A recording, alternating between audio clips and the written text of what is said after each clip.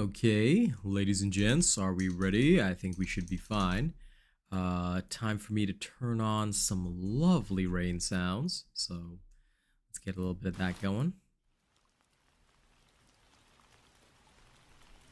Alright, looking good thus far, yeah. Alright, sweet. Let's go post in the Discord.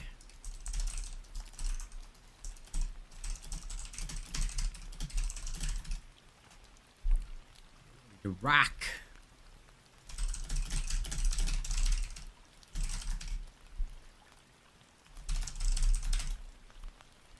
Boom shakalaka. Okay, all done. Now to log in here. I'm actually gonna finish my Renown farm because it's been a while since I've done that, and I really want the last bit of Paragon points. Also, so that I can prep for Season 1 and ensure that, you know, I've got all that set up and ready. Okay, great. And grand. Apparently I'm in the Helltide right now. But that doesn't interest me because all I'm here to do right now is to check out Kyrgyzstan. I only need 230, so that should be fairly simple. We're gonna conquer several simple dungeons. Just make sure that it's a generally good time, yeah?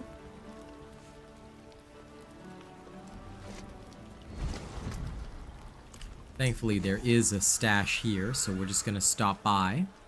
Gonna stop by the stash, put our stuff inside it, and then we'll carry on. So good morning to everybody. I hope you're having a good day today. I too am having a good day today, thankfully. You know, surviving bit by bit. But I like that. I've got to restructure my Necro at some point again. But I'll do that another day, you know, when I'm thoroughly ready. But for now, this will work. This is a nice, simple endeavor.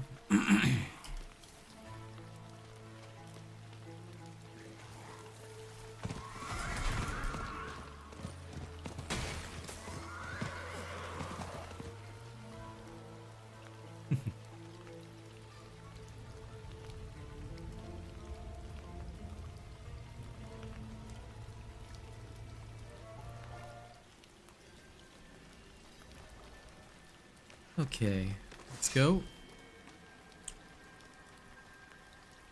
There once was a ship that put to sea, and the name of the ship was the Billy of Tea. And with its blue up Perth, I dipped the blowing, bully boys blow. Soon may the wellerman come to bring us sugar and tea and rum. One day when the fun has done, we'll take our leave and go. She'd not been 2 weeks from shore when down on her right whaleboard Captain called all hands and saw he'd take that whale in tow.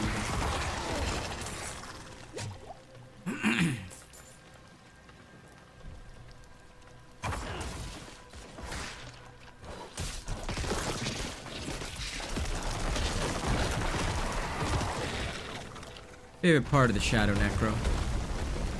Absolute domination.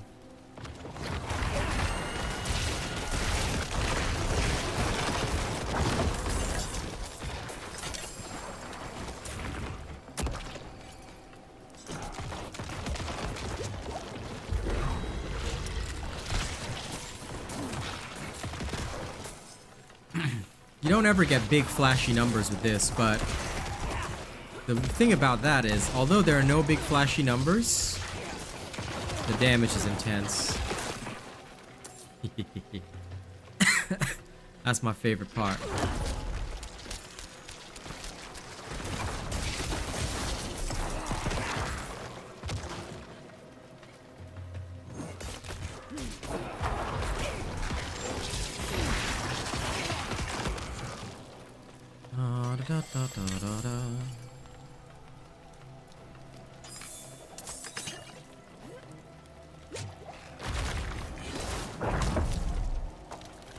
Wow, that thing's a coward.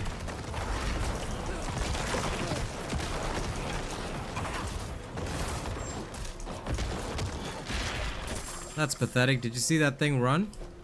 No, no, no, no. I'm not into that. Anyway, I'm just here to clear these dungeons ASAP.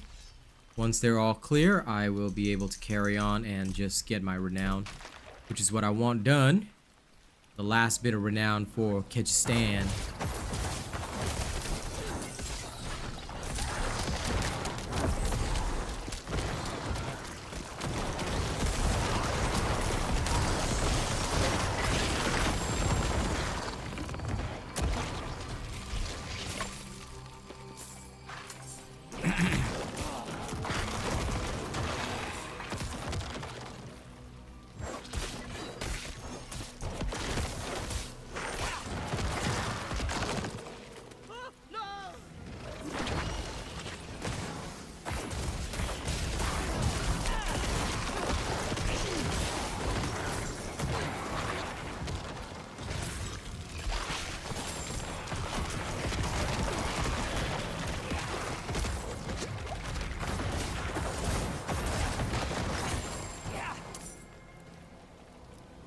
I don't know why that thing said PH Telok the Exterminator as if it was... Yeah, it says PH Telok the Exterminator. What? It's almost like it had a clan tag, PH. I was like, what? That is wild. Not quite expecting that, huh? Truly strange. Truly, truly very strange. Never have I ever seen something like that. Alright.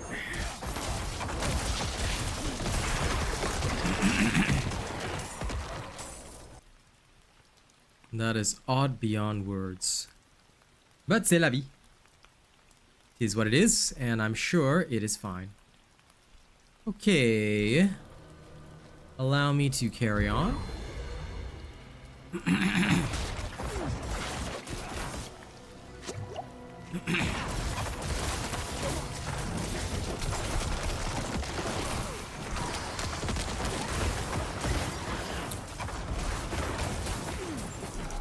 Such a shame that it was not a cursed shrine, but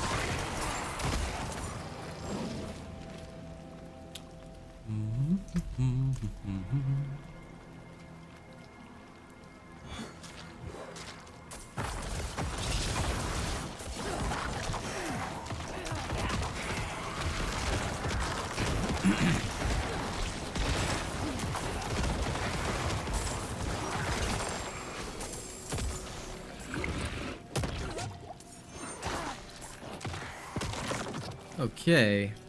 Lovely.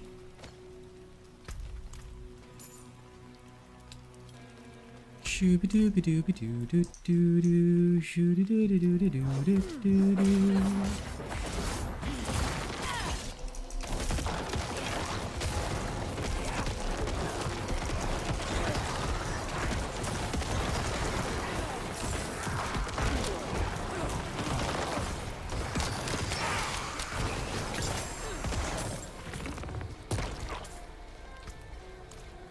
Simple enough.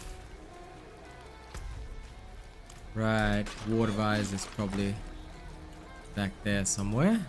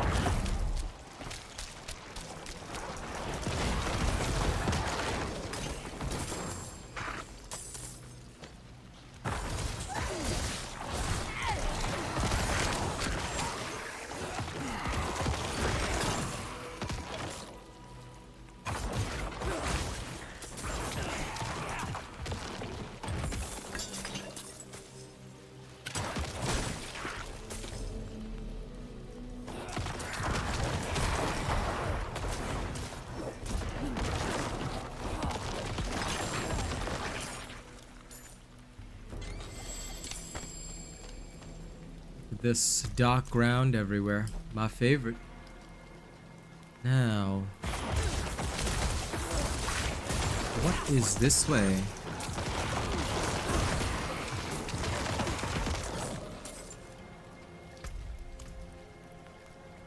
Still 2 wards of eyes, but I don't know where they are. Oh, found one here. The other one must be on a different pathway.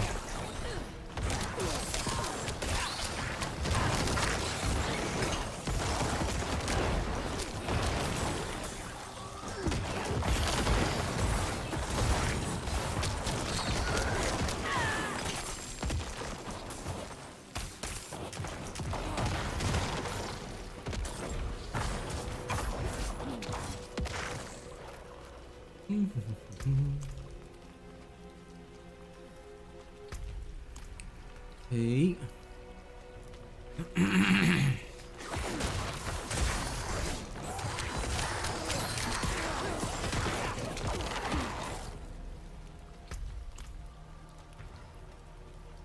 Now, what shall I do with the last ward of eyes? Where are you? Gotta find it and smack it down. It'll be somewhere over the frickin' rainbow. Gates. Okay, I don't really care about your gates, sentries, and whatnot. Also, let me just readjust my camp slightly. I hate when things are even just the slightest bit off center. Works me. Under the city. Not sure where they let out. Don't worry, good citizen. I don't care where they let out either.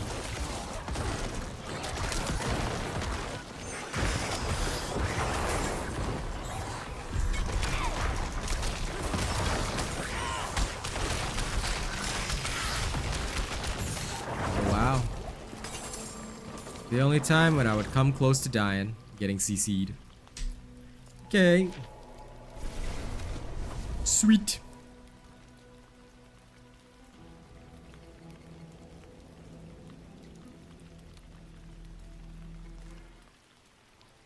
Okay. Excuse me. That's clear. Next dungeon is here. So, time for us to go fast.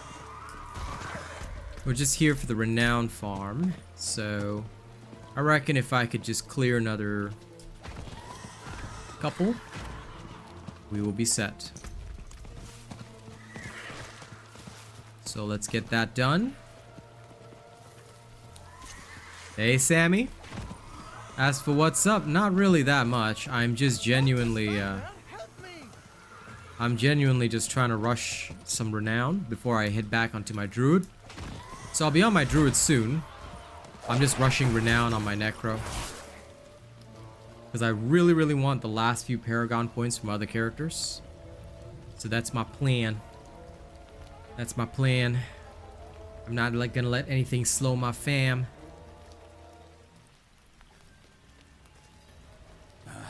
Smells good. Don't stir too much though. Smells good, don't stir too much though.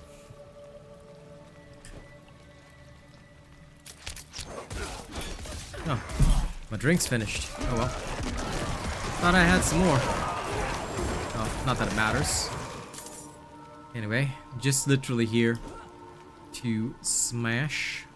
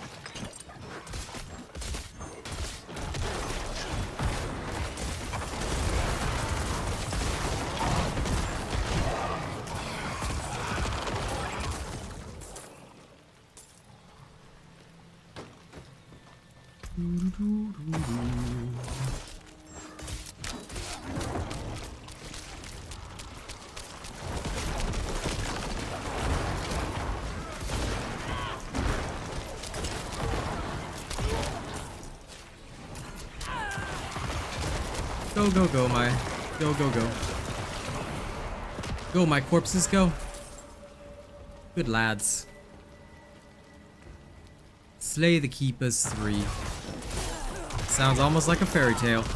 Slay the Keepers 3. Well, thank you for subscribing, Chris.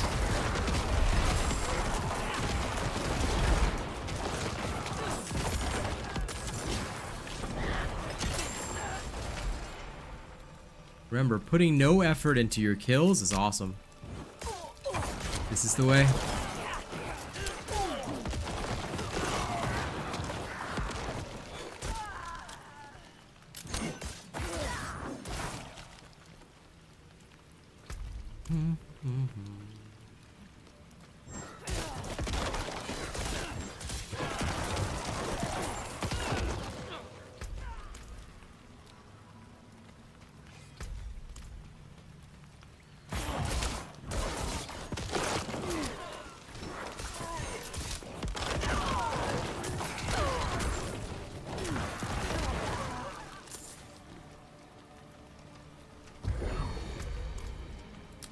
Now, what's over here?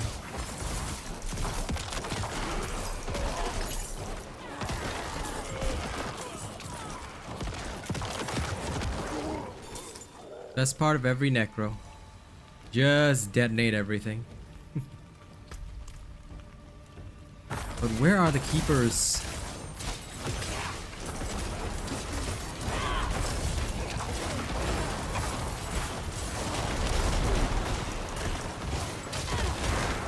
Go. Die, heretics. You are no match for me.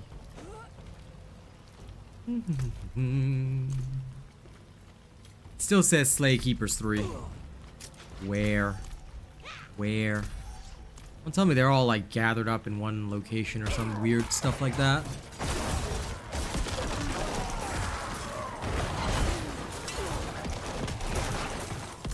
By the way, this build is a lot more complex than this, but I am not even playing it properly because it's just strong enough. Because I'm just doing regular dungeons for Renown.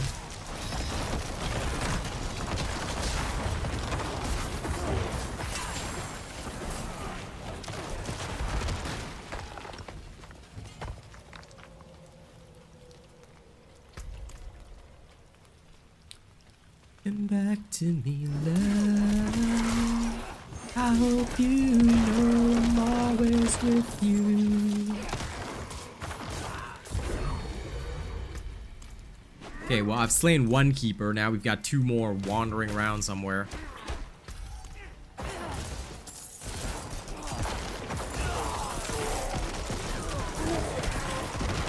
Once I have the corpses, GG.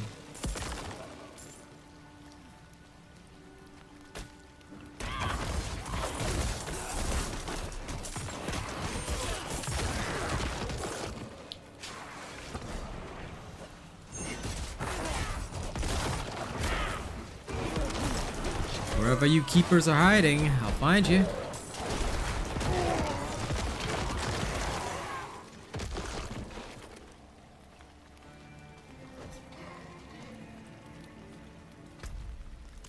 Wait, seriously, how big is this map?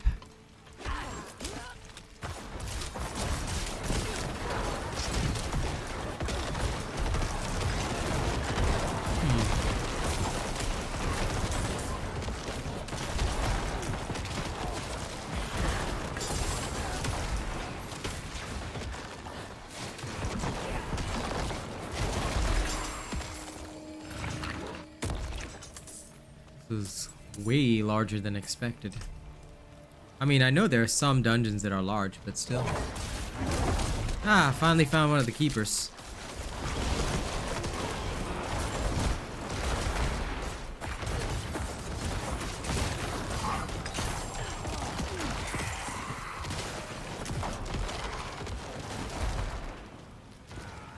Corpse magic is not so great against tougher targets, but it works fairly well. I think the last keeper must genuinely be down there. It means I'll have to go all the way back. Alright, come on creatures. Come and fight me. Y'all should at least come and like slap me if you can.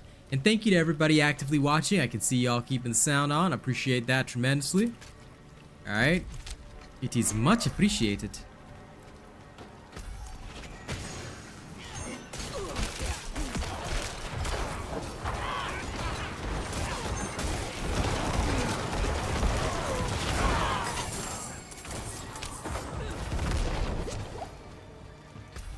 Okay. Most extravagant.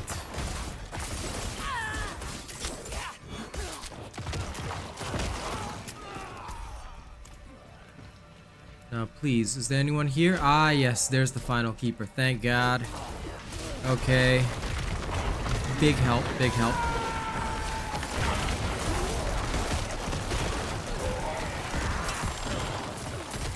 Finally.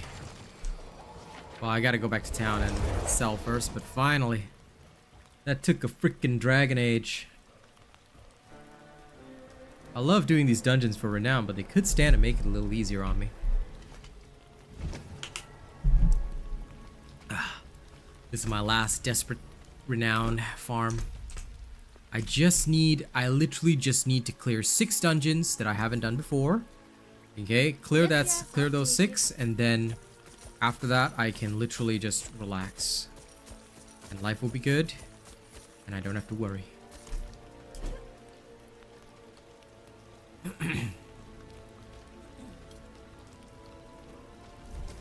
Just 6 dungeons. Just the 6.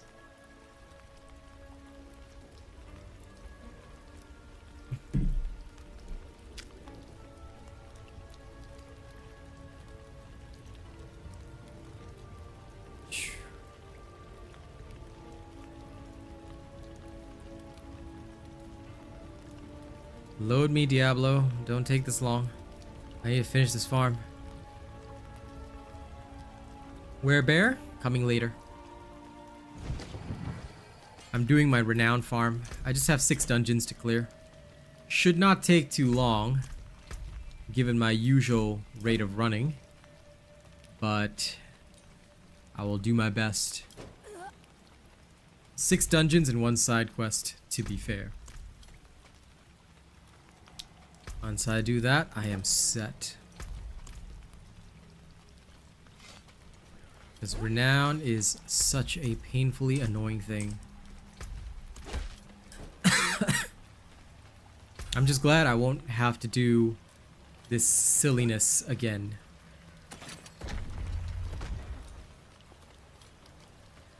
Hello, Andy. But yes, the bear will come soon, Boop. Also, I need to go to the washroom after this, so I'll leave you in charge of chat. Now that you are here and I can trust you.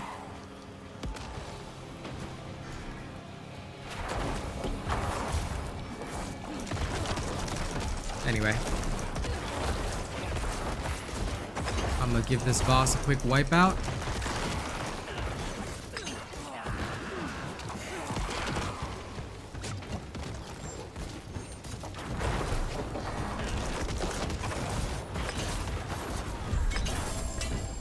Okay, fast wipe. Alright. Whee! Right before that guy could smack me. Whee! I'm out. I love it. I hope everybody's having a good day today. I just gotta take a quick washroom. Oh my god, look at these guys. They won't even let me go to the washroom. Nay.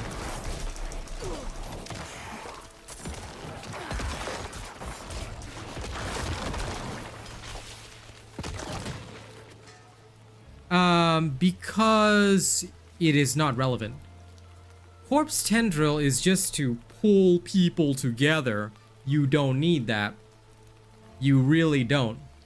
And that's why a lot of Sever Necros fail completely, because they don't understand how this build works in the first place.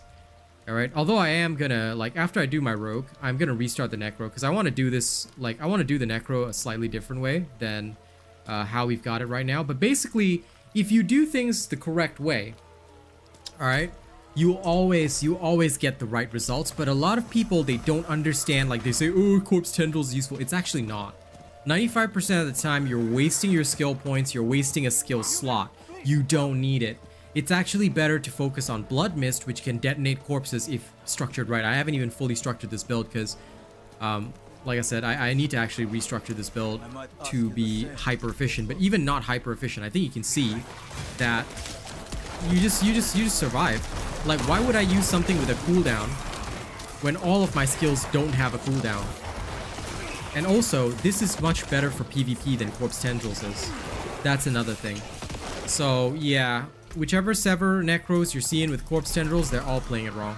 Because they've got no clue how to actually run the Necro. You actually want to succeed, you don't use that stuff.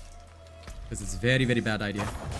Oh my god, I really need to go to the washroom, but this quest won't let me.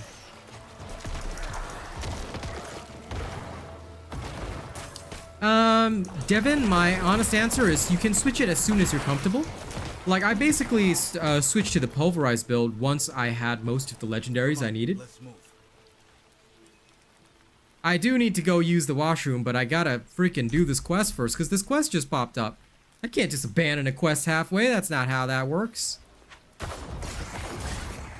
sign of Osric's men. So we are. Oh, okay, side quest complete. See, easy. And I got some renown for that, which is glorious. And I can head back to town, which is even more glorious.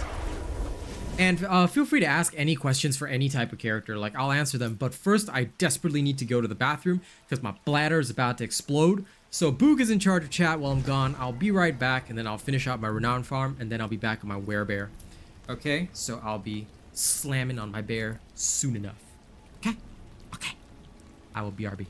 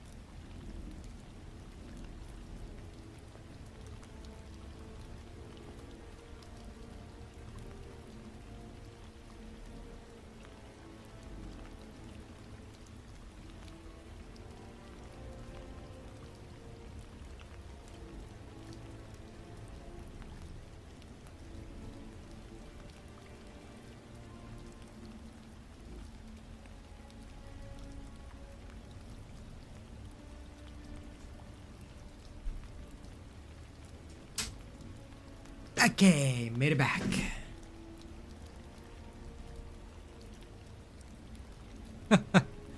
Boog, did you successfully stage a coup while I was away? Alright, let's rock on. Now, if anyone's got questions to ask, like I said, you know, feel free to ask away. I'm chill. I'm chill.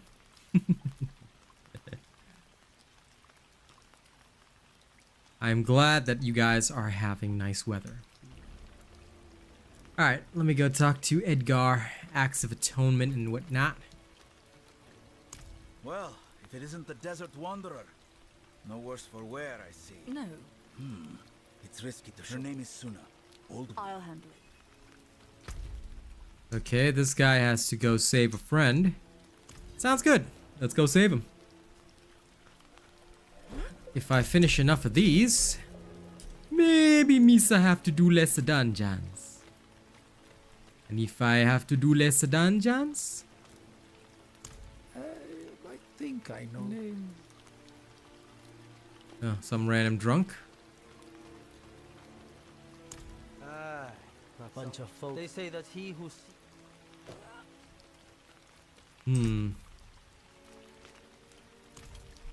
Suna. Suna of the Zuna.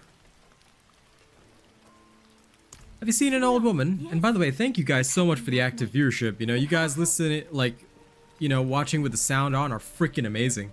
Can't believe we've got so many of you this morning. Love it. Thank you. Without you guys, I wouldn't be making rent. So, you guys are awesome. Alright, tell Edgar what we've learned. Let's go, run. Run, Edgar.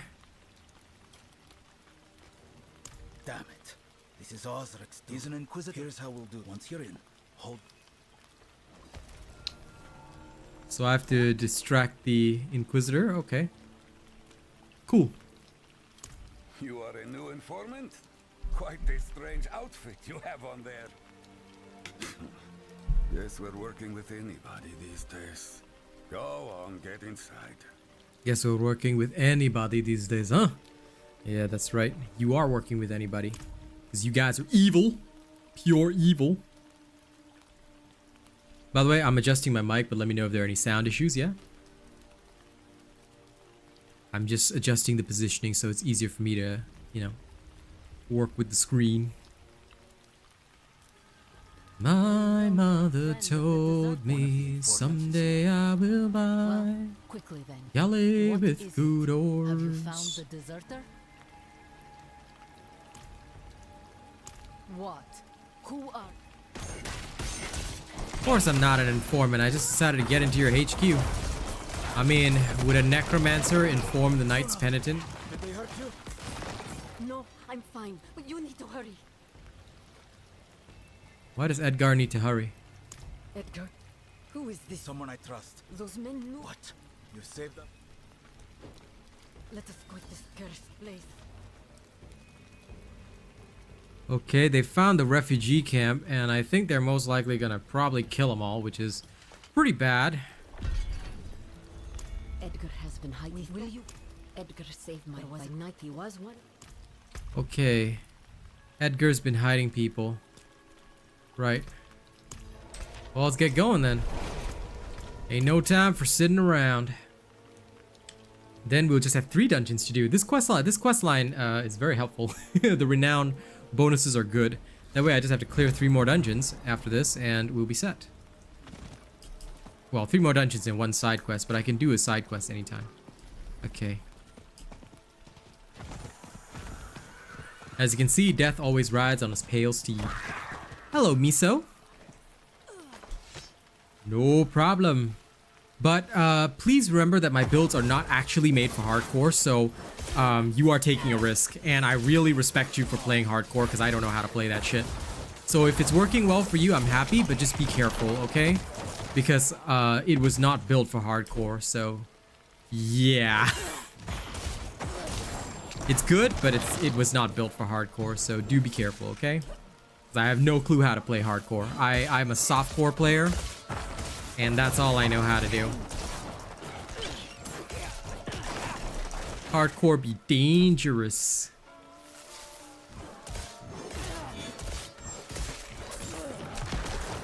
But then again, you can always transition to a pulverized druid in World Tier 3. which is freaking awesome. And like that one, you will literally never die.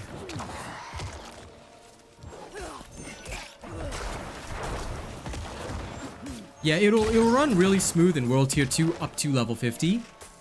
And, well, a little bit beyond that as well. But obviously for World Tier 3, I recommend just the... because as you go up in the Nightmare Dungeons and you approach World Tier 4, that's when you have to worry about a lot of elites having this stupid CCs. So that's why I switched over to Pulverize myself, because the Pulverize Werebear Druid has like 3 unstoppables and like the Grizzly Rage is like the longest unstoppable, so it's pretty awesome.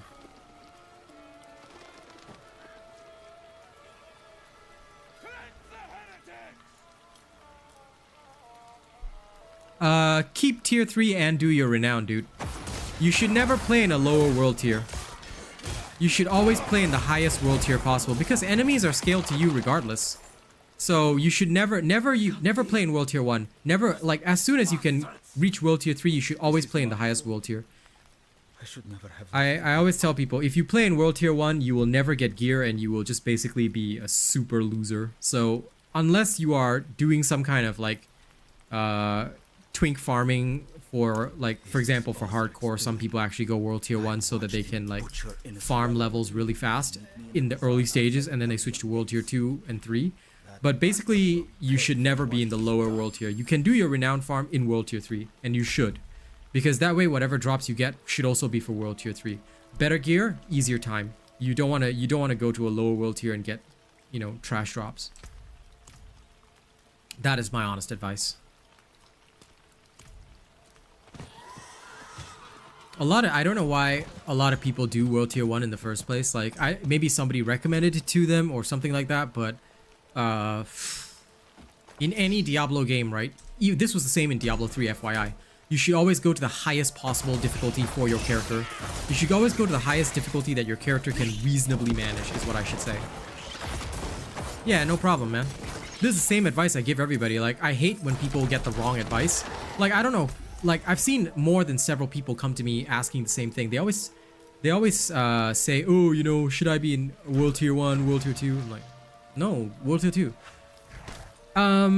My answer to that is that in general, you get better drops in World Tier 2. Because item drops are based on item tier, right?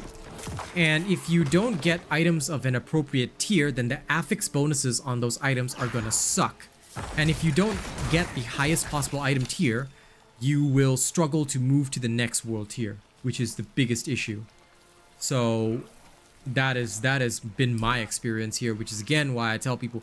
Also, it's a great way to prepare yourself, because if you're used to World Tier 1, then you're not practicing your character correctly. Then when you get to World Tier 3 and you start fighting above your level, you know, in preparation of World Tier 4, you will suffer tremendously, because you will have developed poor character habits. Like, even for me, right?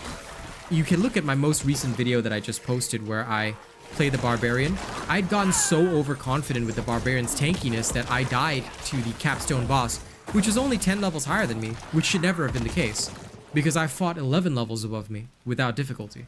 You see? So if you develop bad character habits, once it comes time to do World Tier 4 and reach end game, you will always struggle, because not only did you not develop the right way of playing the character, you got used to the easy difficulty. Don't get used to the easy difficulty. Go for the hardest possible difficulty so you can get used to a more real situation. In fact, this thinking is something that I've applied through several other games as well, because in this other game that I'm partnered with called Dark Tide, right? There are 5 difficulties. This is just to give you an example and also share my story. There are 5 difficulties in that game, and a lot of players play in the middle difficulty called Malice, right? But a lot of weapons that work in Malice, a lot of tactics that work in Malice, will not work in Damnation, and in Damnation you will be a hindrance to your team. Then these same players think that they've gotten good at the game, they go to the upper difficulties, and they absolutely are a burden to carry, because they not only don't realize how difficult it is to really play their character, because in that particular game, in Damnation mode, right, taking even one hit destroys your hit points. So you have to literally play almost flawlessly, you know, is the same mentality which I brought here, because I realized that, yes, World Tier 1 is an easy XP farm because monsters just die instantaneously. But at the same time, you're not training yourself the right way. You need to train your character and get used to the system of playing your character so that once you get to World Tier 3 and you're fighting above your level, you know, you need to be able to instantly answer it. And this I'll demonstrate when I level up the rogue very soon, right? You need to instantaneously in your mind be able to say, okay, so my character is in this situation. Which enemies can stun me? Which enemies can CC me? How do I prioritize them immediately? How do I eliminate them, terminate them within a couple of seconds? By continuously applying this type of knowledge, you'll be all right. But if you fail to learn this kind of thing early, when you get there, you're going to struggle, and then you'll get frustrated with the game, and then you'll quit. Because it's a boring XP grind. I'm just going to tell you that straight up. It's a boring ass XP grind.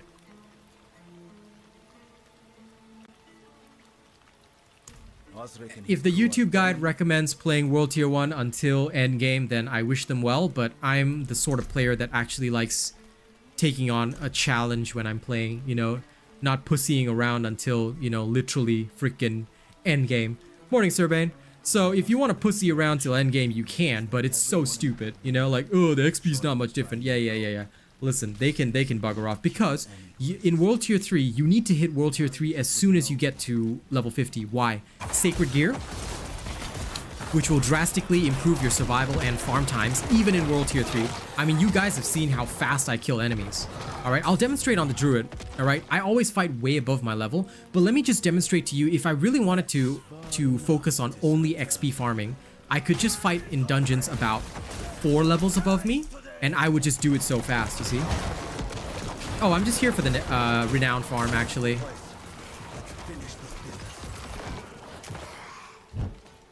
I'm just here for the Renown farm so that I can get 4 extra Paragon points on my Werebear. Then I'm switching back to Druid. But yeah, I will happily show you guys how easy it is for me to kill something just 4 levels higher. Stand down, brothers. Edgar has Doing good today. Hello again.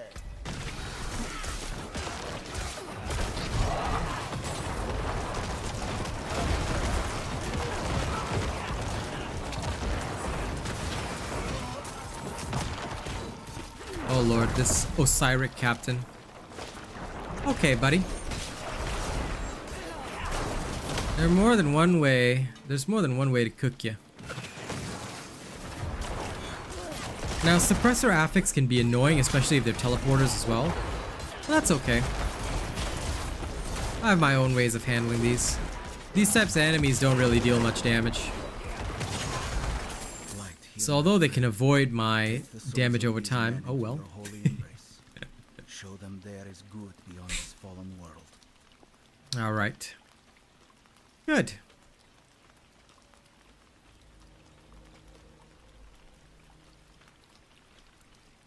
Could you hurry it up, Edgar? Just give me my renown, let me go. I'm not sure how to... You don't have to thank me, just get lost. Okay, great. We're out.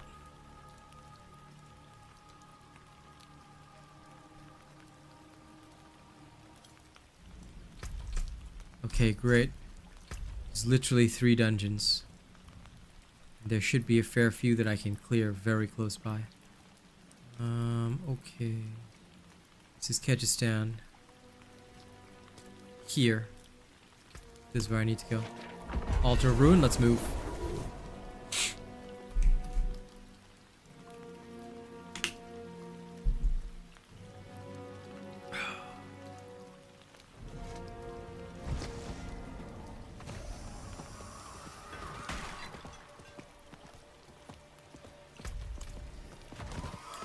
Poor Edgar. We hardly knew ye. Okay. Oh. You know what? Instead of doing dungeons, I didn't know that there were so many side quests around here. Well, I guess that's what I'm doing then. Hello. My candle joins the sun. And yellow pain. Okay, I have a healing potion. Nagala, how can I help you? Human.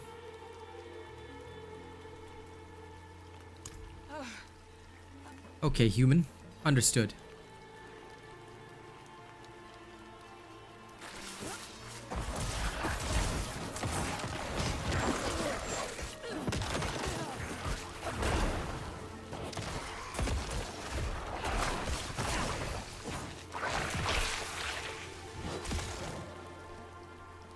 Good enough. There's another one there. Now come, come, ye weird creatures.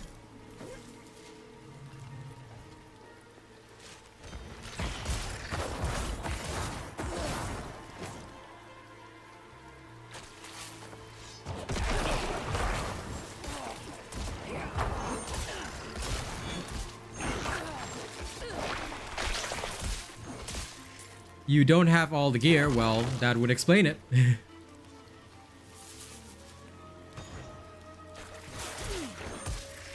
Once you have all the gear, you'll see the crits go way up.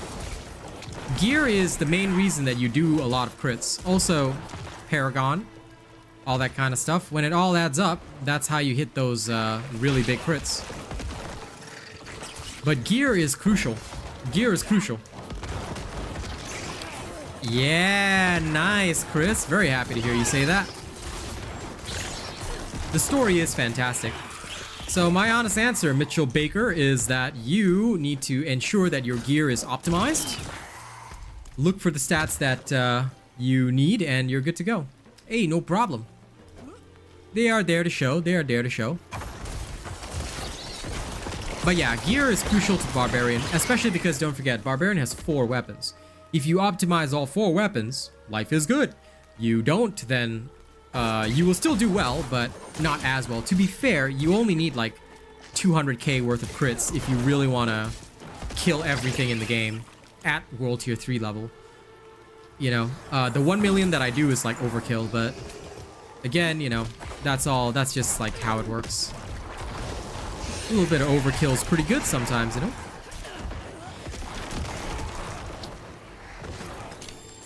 As you can see, even though I'm only dealing like 9,000, 5,000, it's damage over time still, right? It's fairly easy to kill most anything in World Tier 3. So, you don't have to sweat it too much.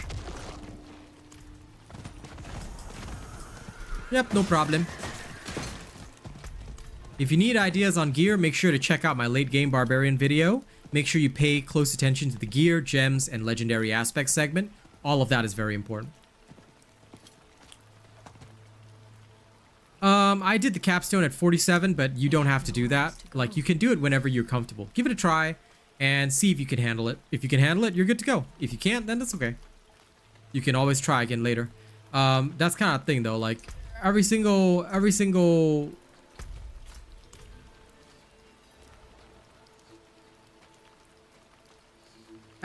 thing is based mostly on, you know, what you feel is right for you rather than kind of stuff.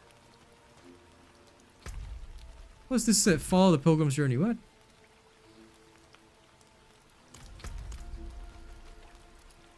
Hello. Impressive.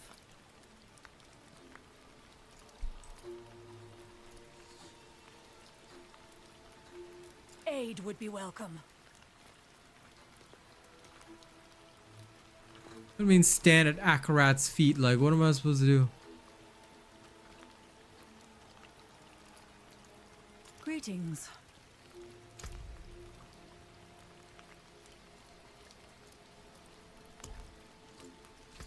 Maybe it's wave, huh?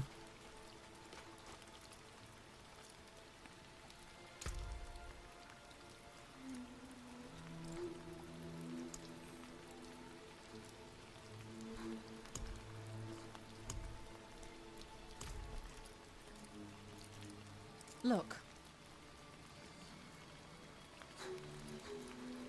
Well met, traveler. I appreciate that.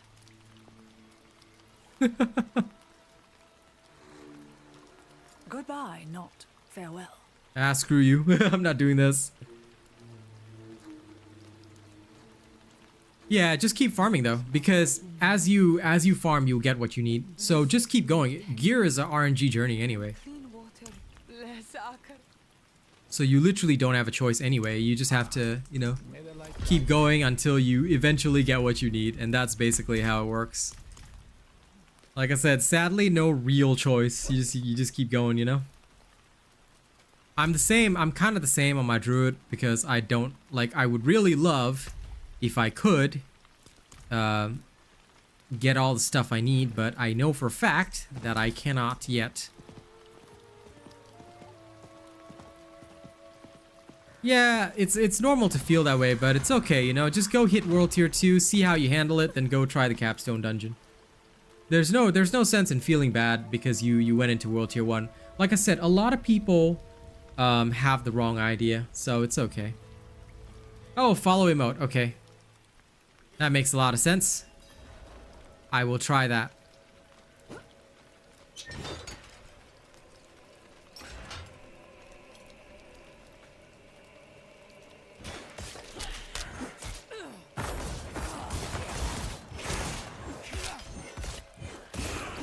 I mean, it did say follow in the Pilgrim's footsteps, right? Lol.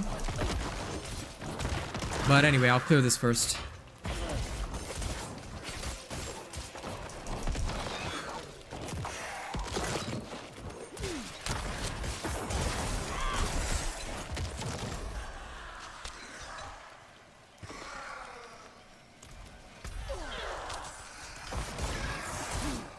I don't know which side quest is in this dungeon, but it's one of them.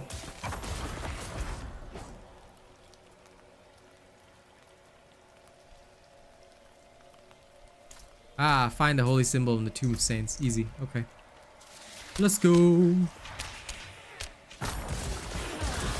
But yeah, perfect gear in all Diablo games has always been a bit of a... It's like always been a difficult thing to master, and Diablo 4 is actually you know, easier than the rest. Diablo 3 was weird, so I'm really happy with how they've done it in Diablo 4. It's not actually too complex, and in fact, pretty much the same principles can be applied to almost any character. Yeah, they've already said that they will change it, so because it's way too dark. So I have kind of given up on Necro for this season. I'm probably going to have more fun on my Druid, Barb, and Rogue when I eventually make my Rogue. Just because I've also gotten used to certain advantages of being ultra tanky. With the Rogue, it's just that I can have 3 weapons. And like, the whole multi-weapon thing, I'm too used to it now because multiple weapons means 3 different legendary aspects. And I've realized that legendary aspects are too crucial, which is why the Barb is so strong. Insanely so. The Rogue will be just the same, because although the Rogue won't be as tanky, there are ways to make the Rogue just as tanky, just an FYI. Thought you ought to know that. And the best part is that the Rogue can limit enemy damage so easily, which again, very nice.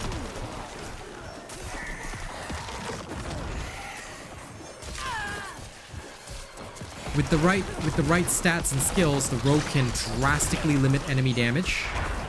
And I've literally seen that happen, so yeah. Of course. Is there a problem, Sergeant?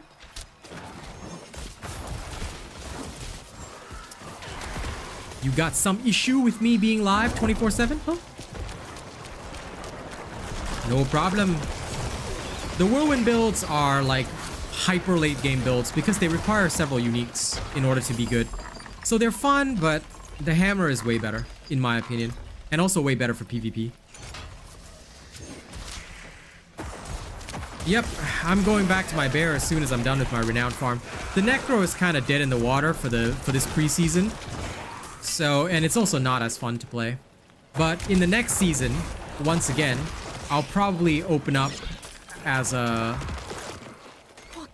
Necro or Rogue. Either way, you know, one of them. Either that or I'll open up as a Barb and just go ham. I'll just run around and go roar.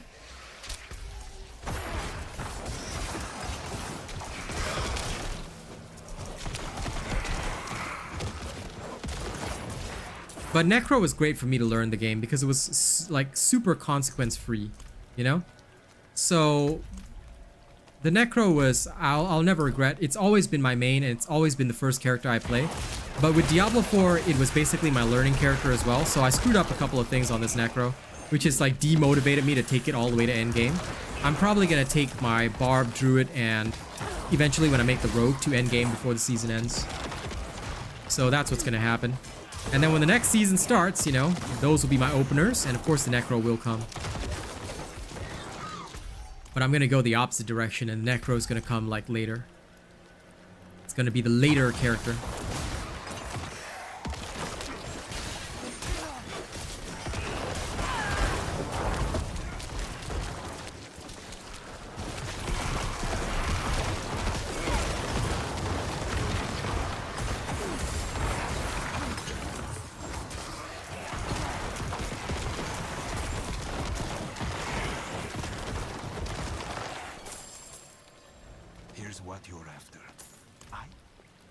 Okay, got myself the Zakarum Holy Relic. I just have to activate one more switch, which will be somewhere over the rainbow.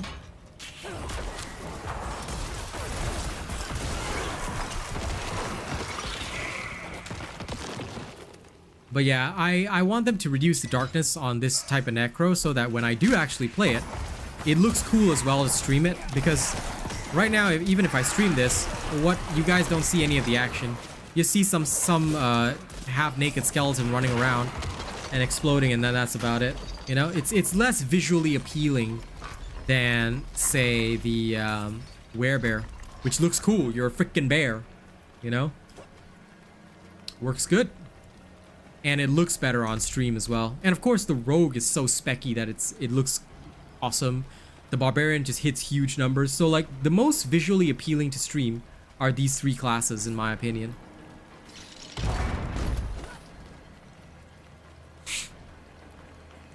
I mean, Sorcerer looks cool as well, but I don't know. The Sorcerer just doesn't feel as kick-ass as the others. It's like, the more that I play the others, the more I've realized that, you know what, even Sorcerer fighting 7 levels above, it's just not as cool. Like, other character classes are way cooler. Maybe that's just my bias, but yeah. I hope they give Sorc something different next season, because I hate being reliant on 4 defensive skills. It's just not as cool, you know? And also, they don't have as many unstoppables. I would like them to have more unstoppables. Necro has the least, but Necro has such high damage that it doesn't matter. Like, I mean, 3 of the top damage builds are all Necro. So Necro is really strong damage-wise, just... oof. It's not appealing to stream unless you go Bone Necro, and I'm not eager to start another one this season.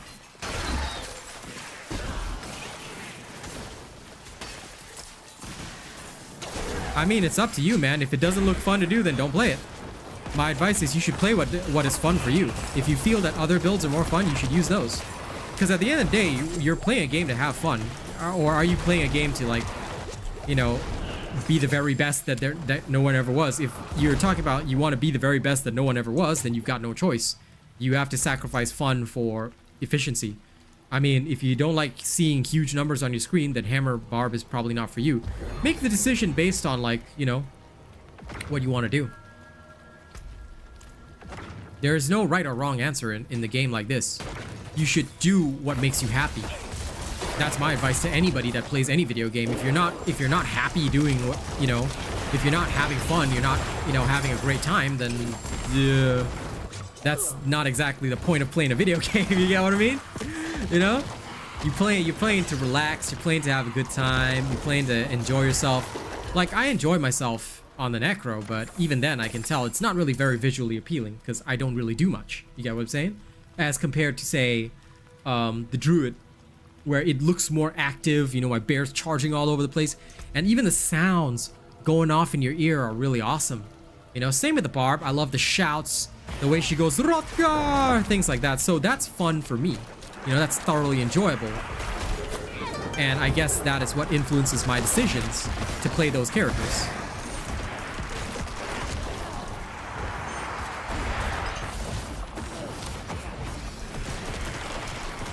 Lol, Boog. I don't think they'd ever be wise enough to do that. I'd be very surprised if they did, you know?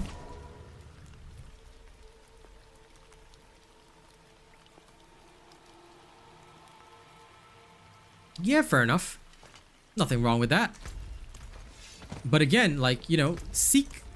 Like, if my builds are not ideal for you, then you can always seek a different build so that you can, you know, give it a taste, give it a try. See if it's fun. There are many viable builds in the game. I'm only playing one side of it, you know? So don't limit yourself either. Okay, I just need the last bit of renown, guys. Almost here. Almost here. I just have to emote, right?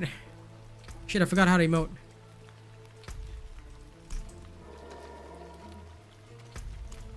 Oh my god, I legit forgot how to emote. Wait, how do I emote again? This is the first time I've ever drawn a brain blank like that. I was like, wait, I just had the emote before. Lol.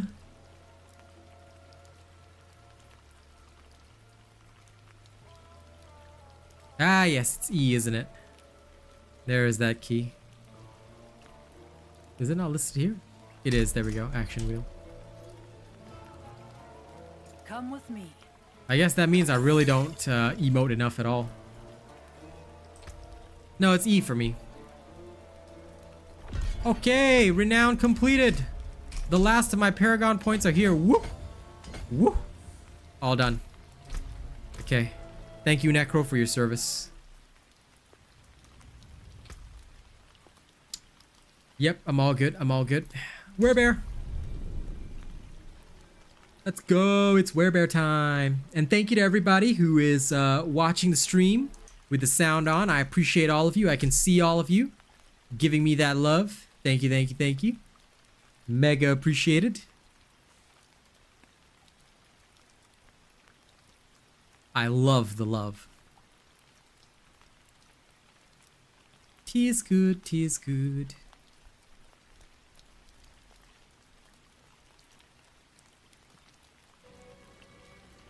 Okay, now that I'm back at my Werebear bunch.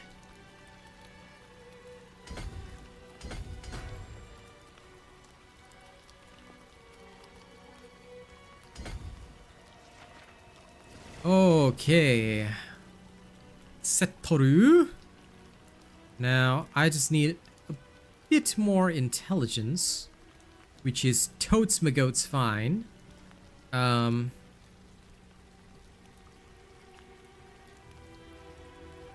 I will probably go down this way. After I grab this, I will go down this path here. Okay, any hell tides? Any events? No? No? Sad.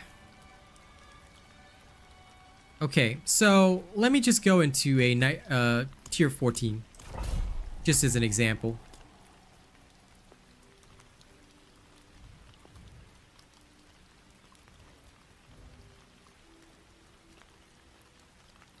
I have Tiramir, but not the Fat Goose in. I'll have to head there. Hey Carson, it's doing good.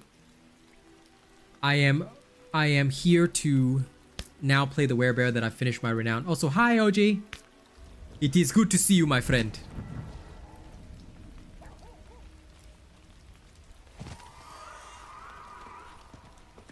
Go my spectral mount. Oh deadly mount of death. But yes, now that I've finished the renown farm, ooh yeah. My rogue is gonna have a good time when I start it.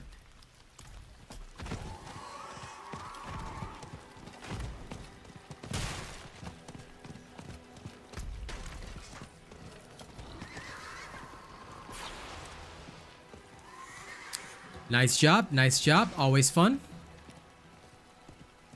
Good job on getting to level 60 on your barb.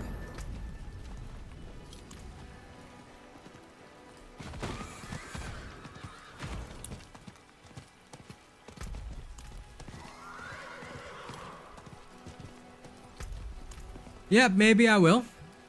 I'm not worried whether I do or do not. I mean, the build functions without it anyway. And I think that based on what I've tested so far, I can say that The Druid build would be fine without it. Like, it's not optimized, but you would still be fine without it.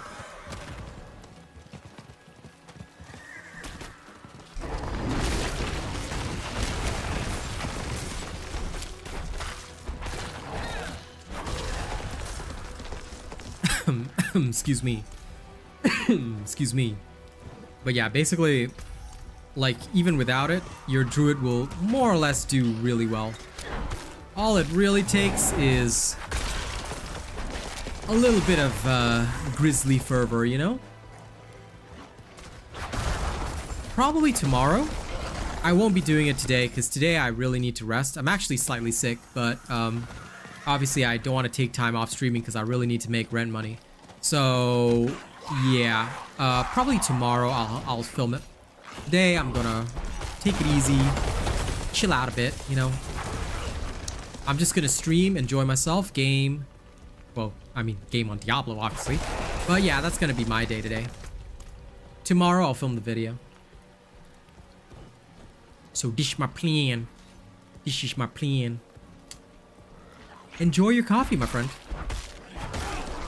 Okay, look at that. Yeah, this is much better now that I switched over to, now that I've gotten the extra 4 Paragon points and I got this. Because the damage while healthy is a huge, huge multiplier for the Druid. The Druid doesn't really need the reduction on basic, but it does need armor and a lot of it, so. Druid is a tanka. He's a chunka. Chunka tanka. I'll be fine. 'Tis the life that I chose, Carson.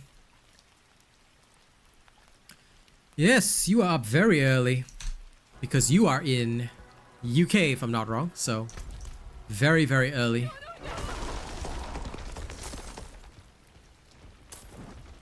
Okay.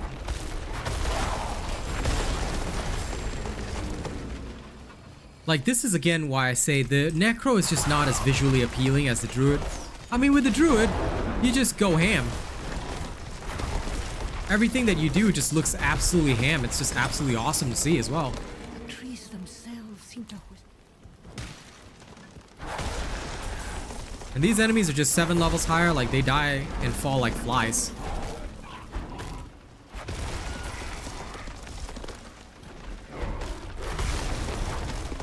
Whereas with the Necro, looks cool, but unless you're playing a Bone Necro, it's pretty hard to get it ramped up.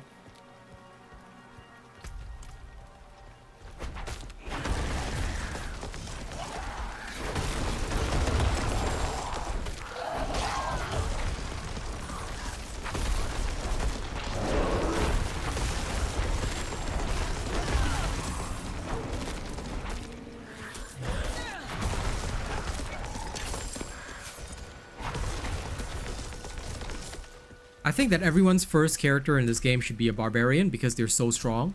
Then after you finish a barbarian, you should definitely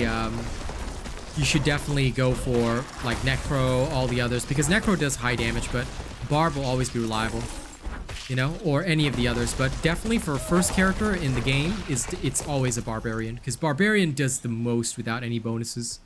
You are so tanky that you can just relax. I mean, Druid's also a good choice. Druid or barbarian. They are such good choices.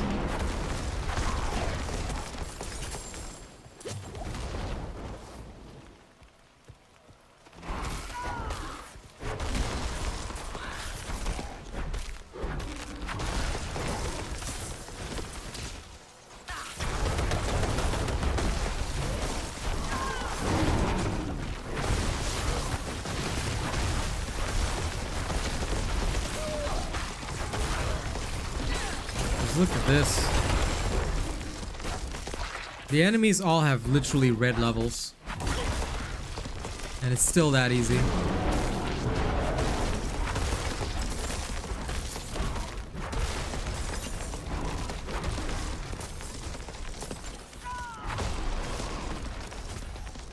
And once I get the damage to healthy enemies as well, because that one's great to just ensure that your AoE damage is high.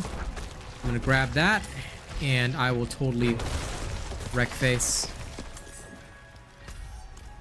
Because my elite killing power literally comes from other stuff. So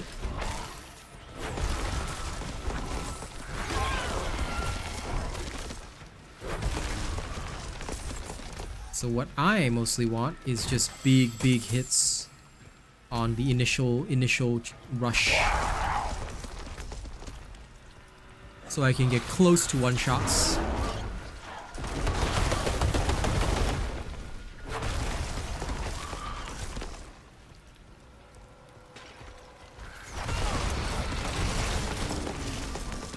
Oh, feels so good. Like after you play the Druid, like how do you go back to Necro, man?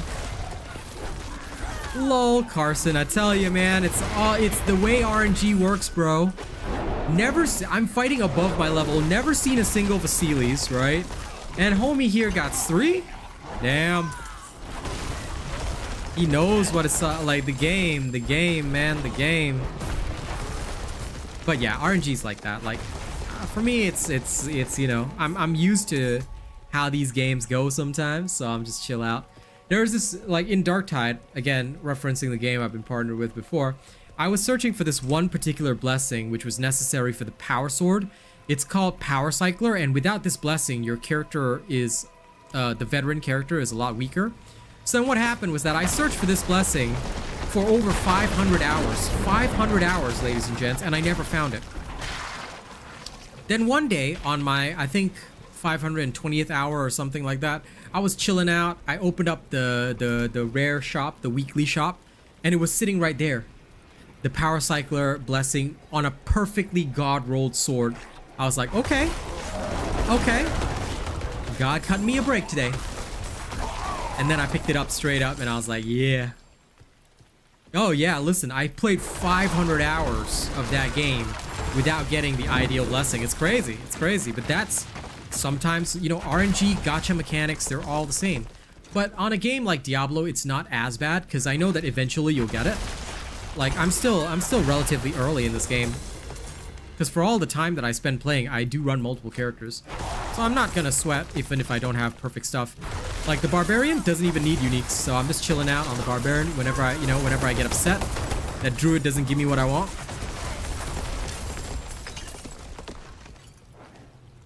So yeah.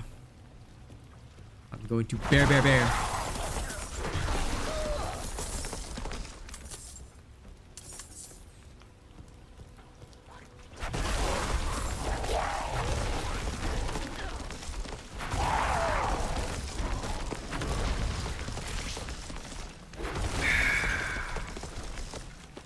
Bear. Tell you, nothing in this game is more fun than playing the bear.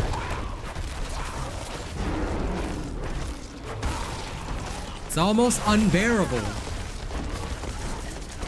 how fun it is for the situation to become grisly. Okay, damage while healthy, I'll take that. Now I've got even more damage, I'm set.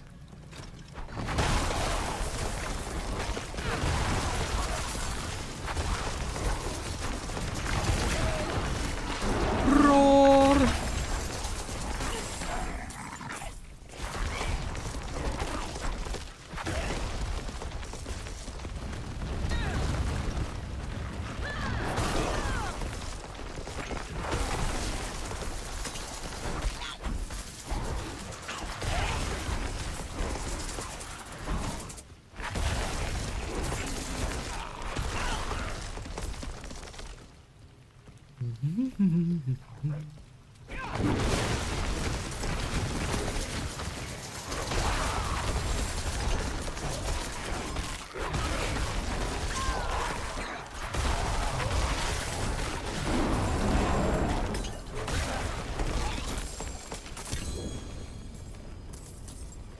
Rage against the machine, people. Rage against the machine.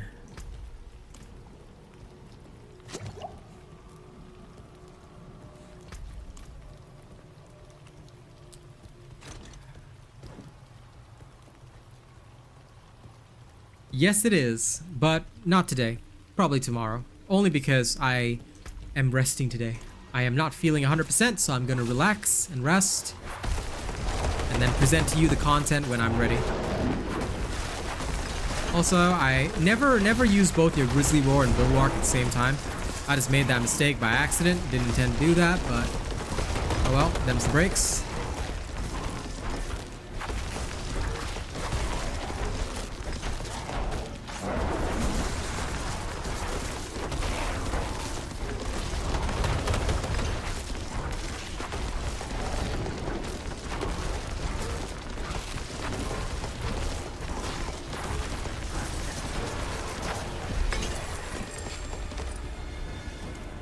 Easy does it.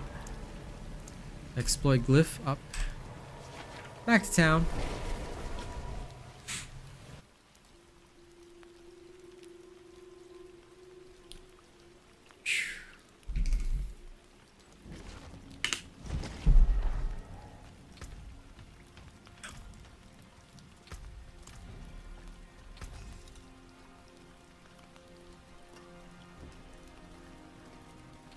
Damn, some of the storm legendaries are so fun looking that I would really like to try them. But I also know that doing so might not be wise right now. Well struck. Okay, on to the next. First of all, any events. I'm sick and tired of missing world bosses and hell tides, so no events. Okay, no problemo.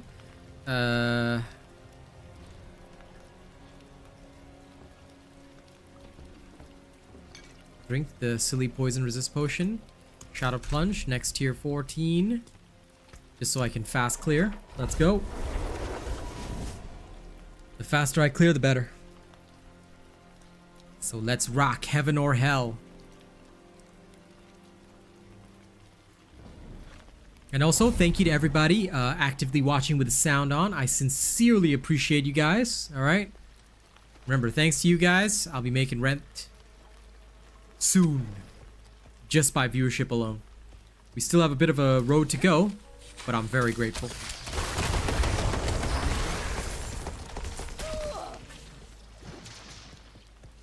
Oop, wrong way.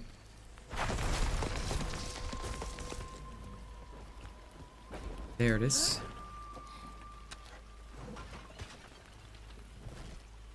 In we go. Hello, Doomstraga. What's up? Yeah, I just need my exploit glyph maxed out on the Druid, and then its power is going to jump up a lot, because basically without that, Druid is kind of not great. That's the, like I said, that's the only downside, because unlike other classes who can activate their glyphs almost immediately, the Druid is a bit unable to do that. Because they can't even activate the glyph that they need until such time that they max it out because of the radius. But them's the breaks. I guess it'd be way too overpowered considering how tanky they are if they could do this all this right at the start. Still probably not too long to go.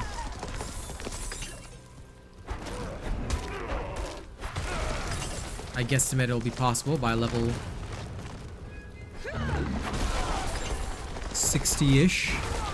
64, 65 roughly. Again, should not take too long.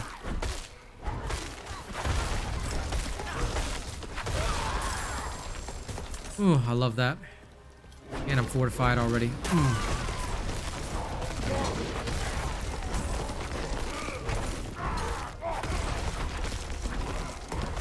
Yeah, yeah. Take it. Take it.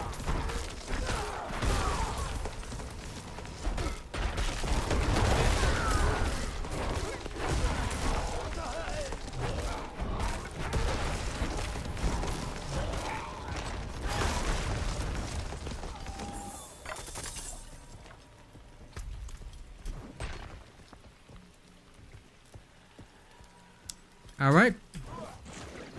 Enjoy your chill. Enjoy your chill. That's always good. I need to free the rest of the prisoners wherever they are.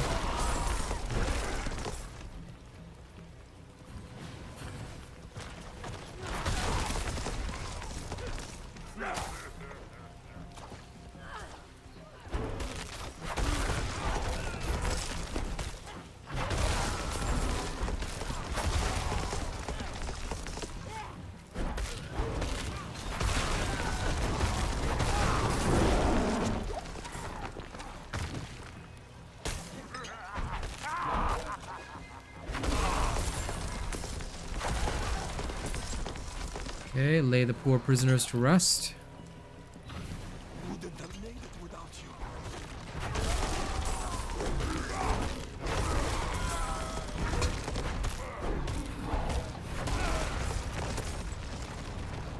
I just love watching the Druid work. So good.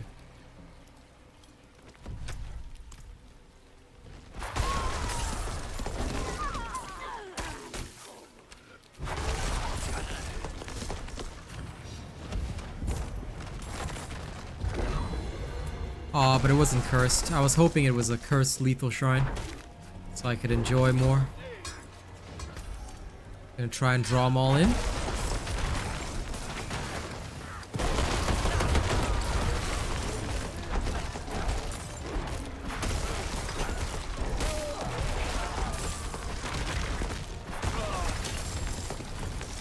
not sure, Rifle.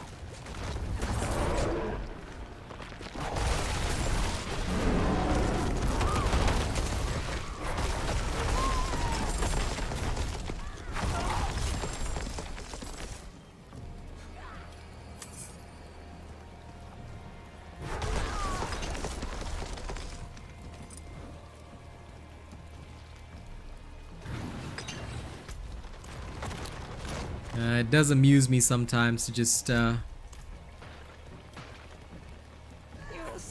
keep these cultists running. Come at me, cultists. Come at me.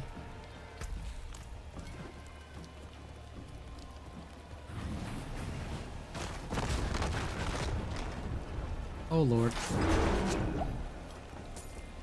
Roar. Alright, let's go to the egg incubation chambers. Yes, strike me, cultists. Come. Come. Let's all gather up in one big circle for me, okay? Good boys.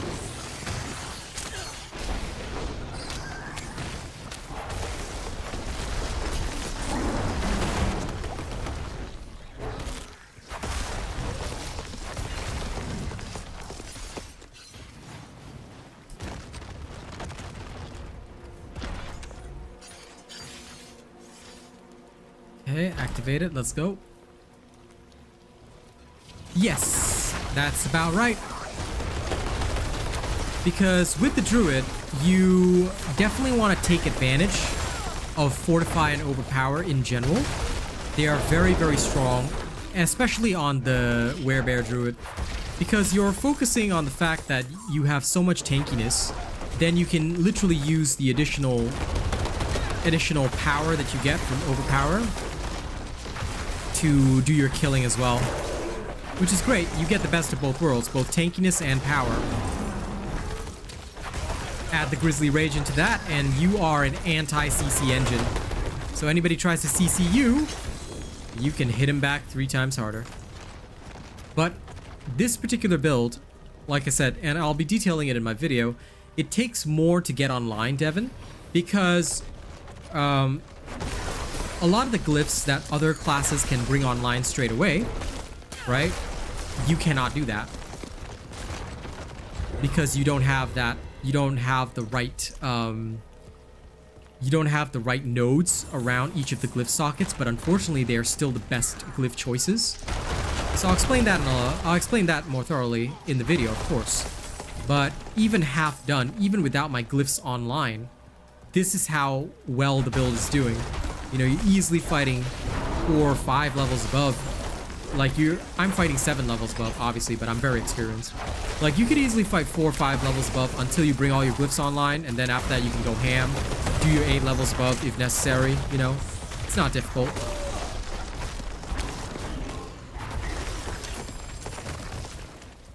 Like, I could also go way above this if I wanted to, but I try to avoid doing that because it's, not really conducive to my leveling speed anyway.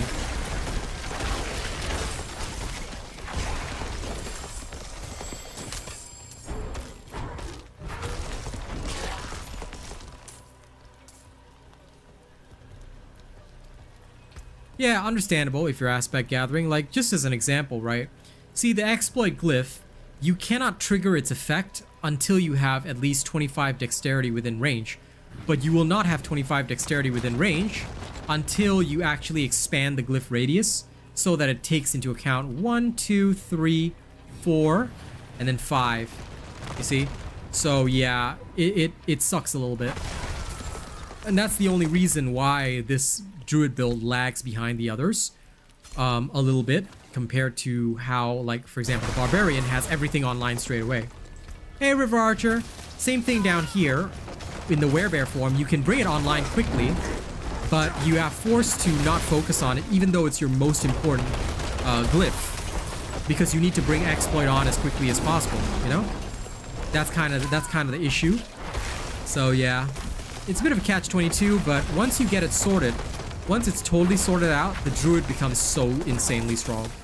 And that's where, like, you get to have a lot of the fun that you would with other classes all the same.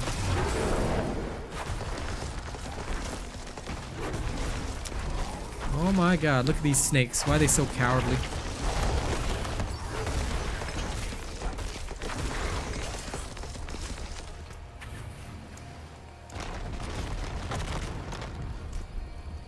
Once you get all the extra vulnerable damages in there, your life is good.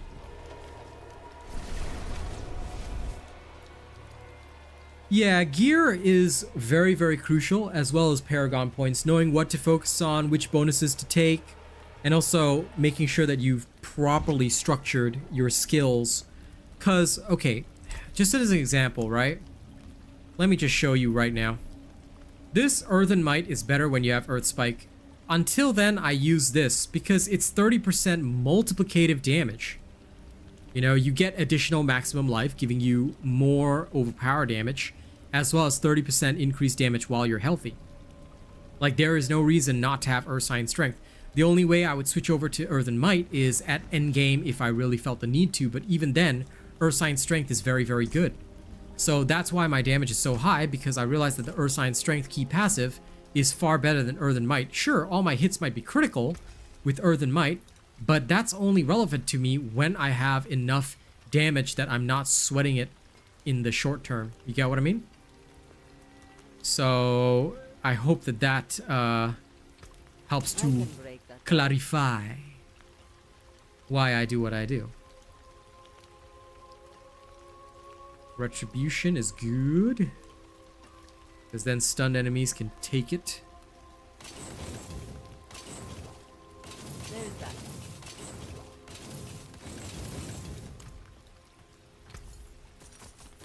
I'll shake on that. Luck to you then. No problem, Kasen. Happy to help. This one I'm just gonna chuck in for the Barbarian, because it's actually good for the Bibirian, You can't be serious. or the Bibulion, Morgan's folly is lost in ruin. and I do so love my Bibulion. This isn't like before. This isn't for the thought,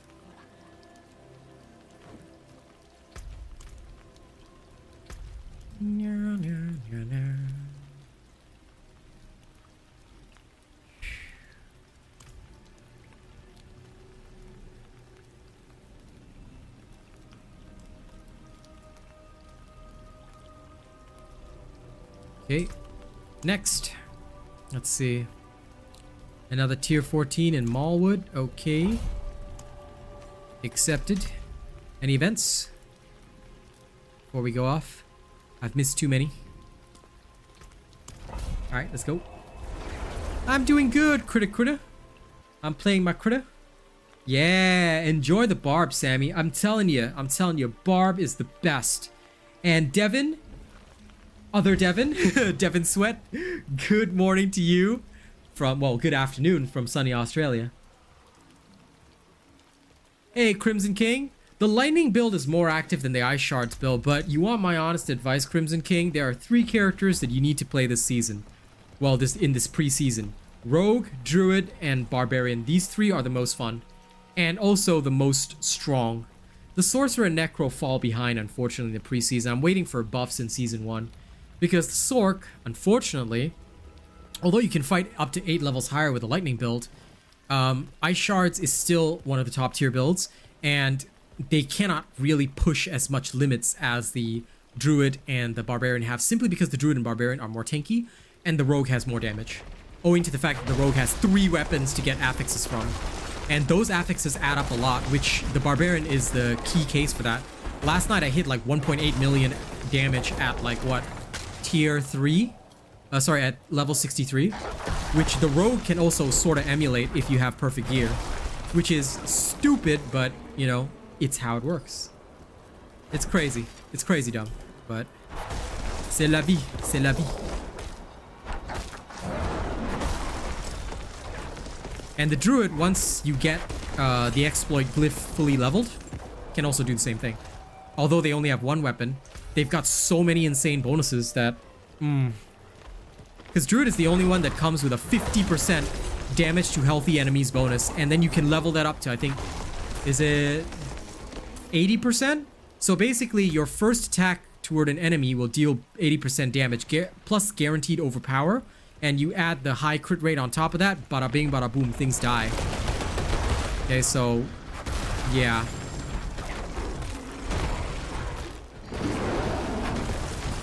And of course, you never take any damage, which is really fantastic. Even if you do take damage, it just costs you 1 potion. Or you don't want to spend a potion, no problem. You can literally heal up by yourself if you want to.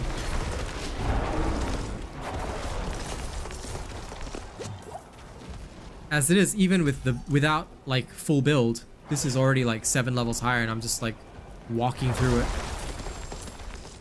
And I don't have the bonus healthy damage yet. Once I have that, ooh, life is high.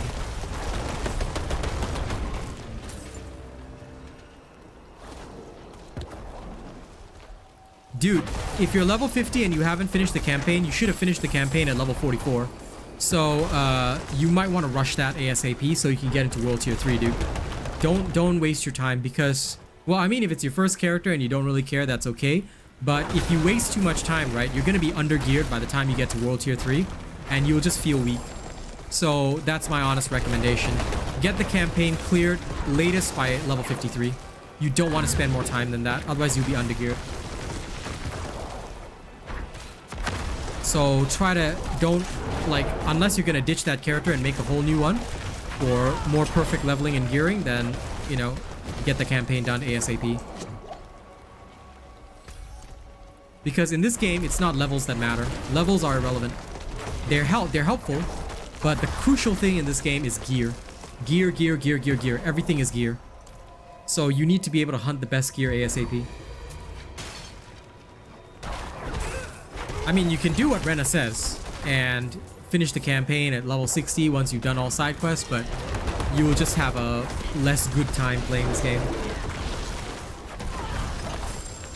You need landslide in the talent tree in order for trample to activate it? No.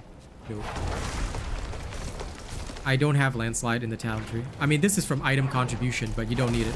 It'll boost the damage. It'll boost the damage of the landslides, but you will get this mostly from your other items, so you don't need it in there. I'm getting it because I happen to have Insatiable Fury as a chest piece.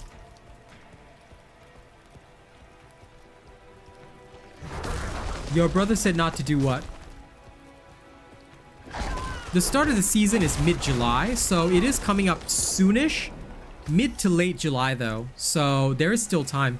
The only reason why you don't want to wait for the first season to do anything is because then you won't know shit. Now is the time to experiment. Now is the time to learn.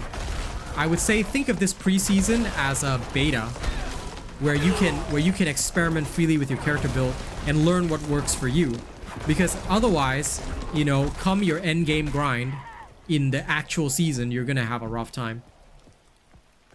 That's why I'm like going through all this, learning all of this and making sure that, you know, whatever I communicate to you guys is absolutely the best knowledge that I have, because I know that when it comes down to it, you know, that season drops, it's gonna be rough times all around. And there's also gonna be new players coming in as well, you know, because some people are waiting until season 1 to buy into the game, kind of like that, you know. Get the advantage on them, stunt on them, you know. You will get to rip them apart. No, you don't lose all your characters.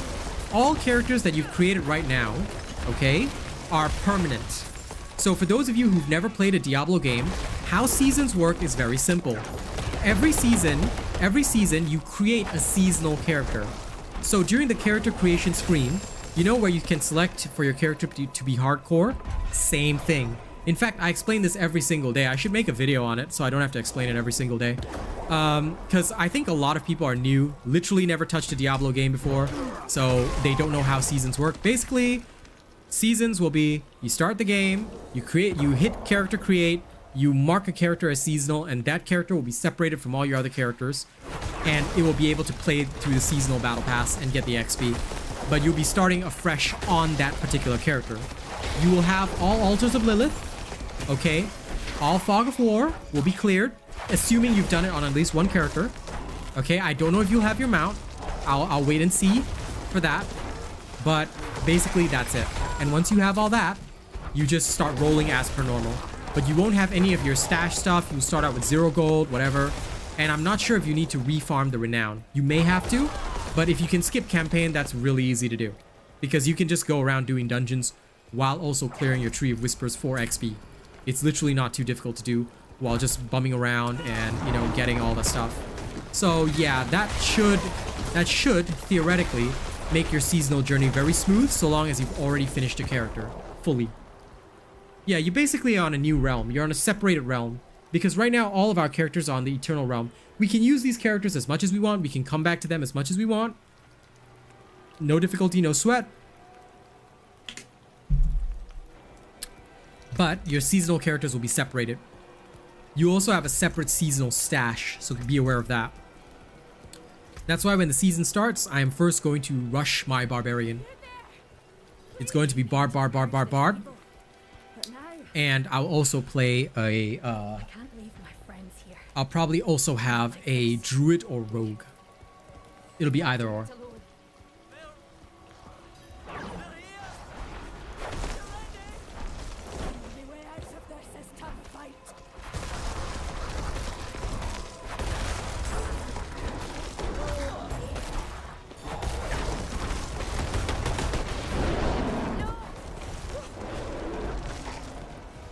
I love how just because I'm always like fighting above my level, these guys just die instantly. Like there's no point to this event other than free obols. It's so annoying.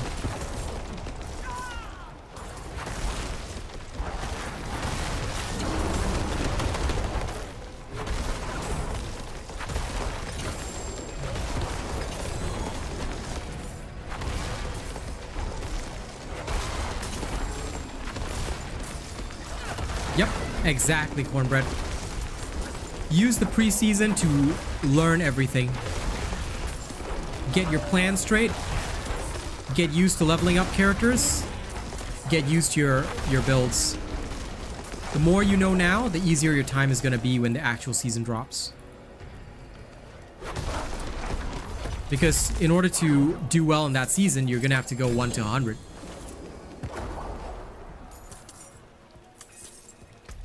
So that's going to be major.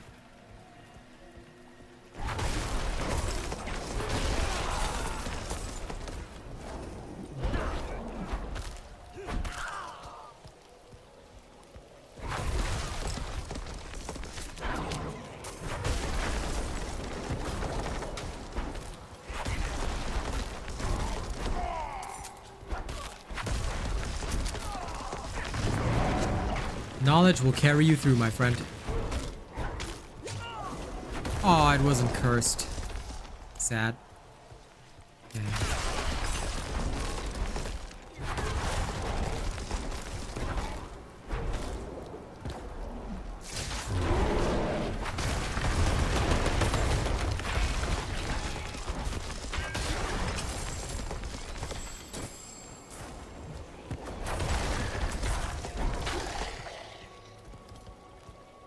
Yeah, this is better than Destiny 2. That's why I don't want them to go Destiny 2's way. Because I know that this is going to be more, like, unlike the other Diablos, this is going to be a live service Diablo. Which means that they'll be updating the story, things like that. I just don't want them to go down Destiny 2. Because the one thing that I hated about Bungie is that every year I have to buy the new expansion DLC. And it costs as much as a full game. I don't have the time or money for that. Okay, and Destiny seasons suck goat balls. Here, every season is going to be three months. On season, off season, like I said. On season is right at the start, where you guys will see me getting all the builds to 100 and, you know, rolling my way. Then after that, once I'm finished, I'm off season. Then I'll be playing other games, like for example, First Descendant. The beta is coming up this year, and of course next year it'll be pretty awesome. So yeah, that's basically it.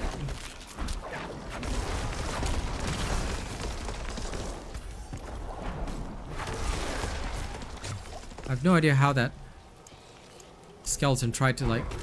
What the hell? Didn't I kill this guy a couple of times already? The fuck? Hey, yo. Was that some kind of rare monster? Hey, yo. It's new characters only, Crimson King, so you have to literally create a new character. You cannot use your current character. Your current character is on the Eternal server.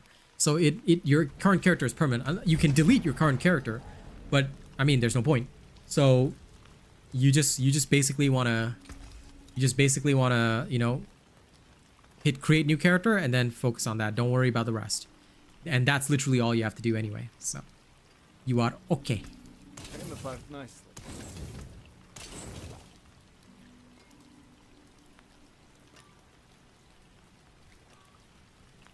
Oh, this would have been a really nice totem.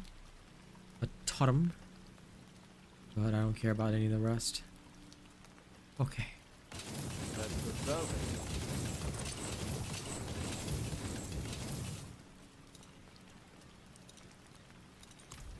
Something for the... I'll take it. Well, thank you, Zenas. Zenas. I will try my best to remain your favorite. I may not be perfect, but I'll do what I can. Okay.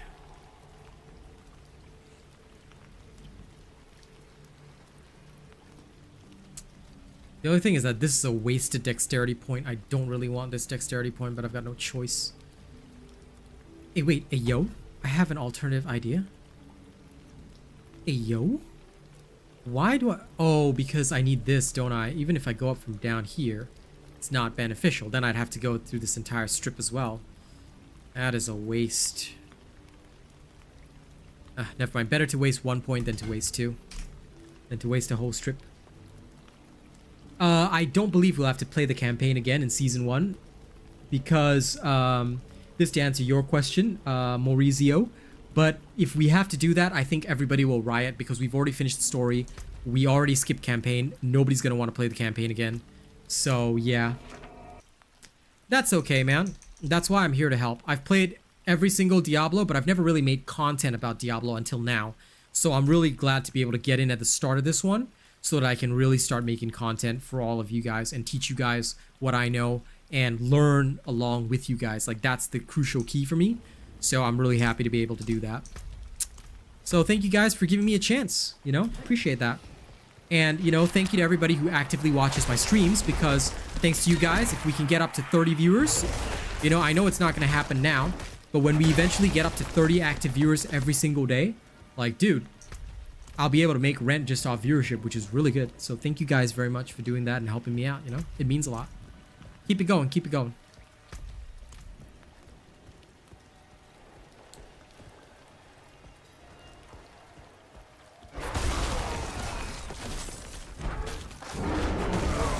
Like, ideally for me, I want to be able to make money just off, you know, streaming.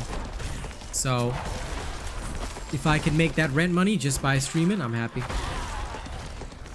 And all it takes is viewership. So the more y'all watch my stuff, the better.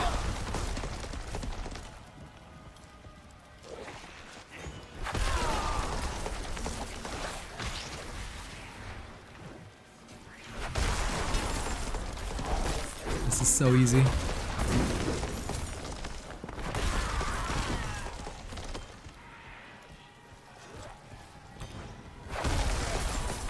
Now, I'll be real, I've never actually seen a Helltide in this area before. It's always in the other areas. I always get one in like Kyrgyzstan and the rest. I'll literally never get a Helltide around here, which is interesting to me. Okay, time to save up Aberrant Cinders. Oh, and do events where I can.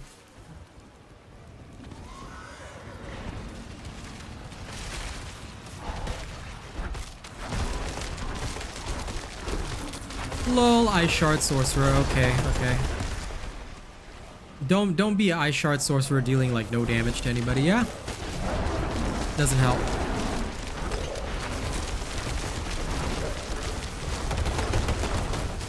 But it's okay, I got this. I'll handle this for them. There. Cleared. On their behalf. They are welcome for the carry. Ice Shards is okay, but if you're gonna play Ice Shard Sorcerer, you better deal the highest damage on the team. If the enemy didn't die in 1 second, okay, you have failed yourself. And you have failed your teammates.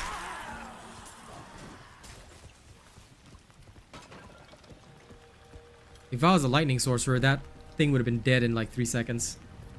Just from me ulting and swinging. And if I was on my barb, insta-gib.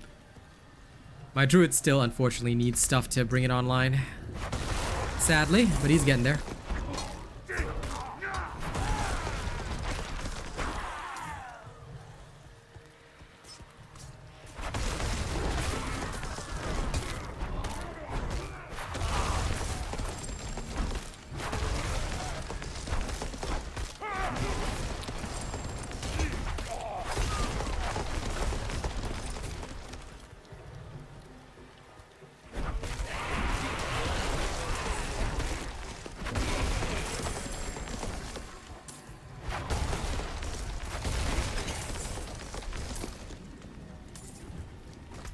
Even now though, I gotta admit I'm developing some bad habits because it's so easy in like, for example, like these Hell Tides, because of how strong my character is, that I'm stopping my proper rotations. Like normally I would trample in first because that's crucial to really doing well. I would trample in first and then do a lot of the other stuff, but I keep not doing that, which again, very bad for my character experience. Ideally, I should constantly play properly, but sometimes you just feel so strong that you don't even think about it. You just don't do it.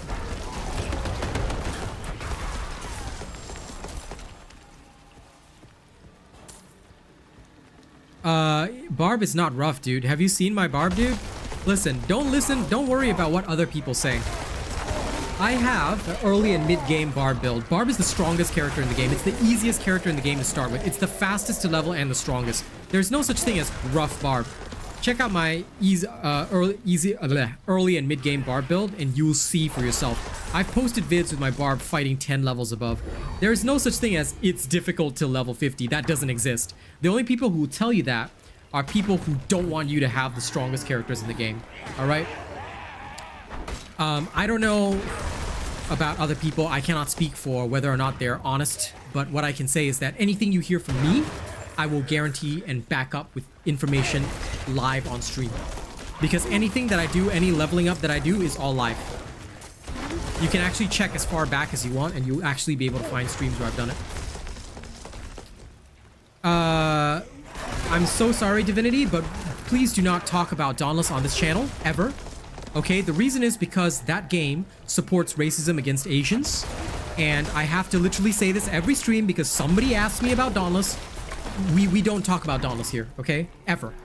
Never mention that game here because unless you want to support racism against Asians, very bad idea. I will happily show you evidence of this, and I do have a sub channel where I still occasionally post about Dauntless, alright? You can go to my sub channel and ask for evidence, and I'll happily provide it. But because I work with several partnered brands on this channel, including Asian brands like Nexon Korea, big company, I do not want any mention of Dauntless on this channel or like on my streams or stuff because I don't want good companies to be associated with, you know, racism, obviously. So if you need my sub account's name, all right, you can go here and you can happily ask me to provide evidence, comment on any of my videos. At Today I Stayed Inside, just put that in the search bar, you'll find it. And off you go, I'll happily provide it, you know? Well, Zexon, if that's the case and you decided to come to my stream instead, I question your priorities. Go get some help, buddy. Krasen is my barbarian. Whirlwind barbarian. LOL. LOL, whirlwind barbarian. No, dude. No. No. Unless you want to hit only 2,000 damage per hit, nobody plays a whirlwind barbarian. You wanna hit 1.8 million per hit, you play a real barbarian, i.e. hammer barbarian. Let me link you to my barbarian build, okay? Here's the barbarian build I'm currently using. In fact, hang on. Let me go get you the early and mid-game version. Easier. That's because the game is racist, dude. So that's why, like, nobody wants to play it. Nobody good would be caught dead playing it, because if you do play it, then you're literally saying that, hey, my channel supports racism against Asians. Like, you wouldn't want that associated with your brand name. So I think that's why a lot of people have left, because they know about the situation. It's public information. I posted about it publicly and never got an answer. Yeah. Here you go, Krasen. Here's the barbarian build. You try my barbarian build, right? After you've tried my barbarian build, you let me know how it compares to a whirlwind barbarian. And if my barbarian build sucks compared to a whirlwind barbarian, you can feel free to remove my channel from your recommended videos or whatever. Alright, I am that confident in it. I will happily take that challenge. You try my build, and if you don't like it, feel free to block my channel. Okay? That's how confident I am in my content. Have fun.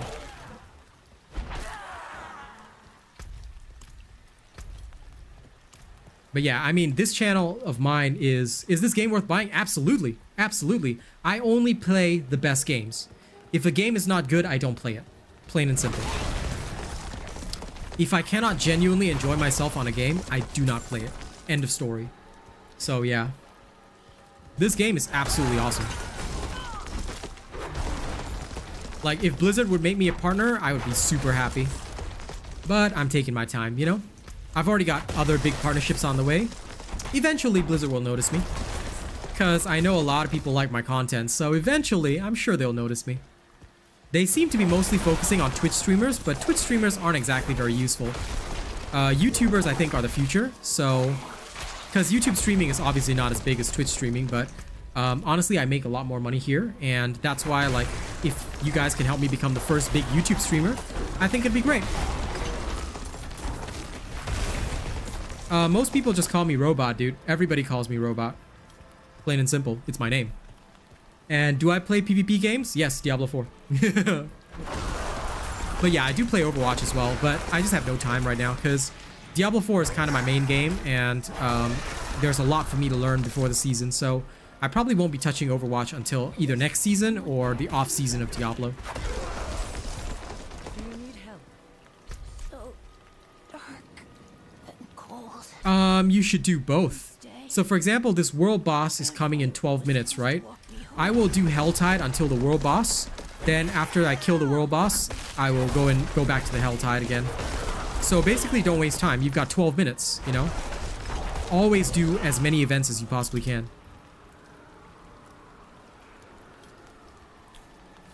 I suppose. I just play for fun with my friends. I'm not that serious about it. Because, like, I look at what games make me money, and Diablo is a big money maker for me. I can foresee Diablo making me money. Overwatch would just be for fun. So, you know, since video games are my living, I better be able to make money. That, and I've also got other partnerships coming up, like First Descendant, all this kind of stuff, which is going to be on Xbox, it's going to be on PlayStation, it's going to be everywhere. So, yeah, First Descendant is huge. All right, we are not gonna... That game is going to be big. That game is going to be massive. I'll tell you that much.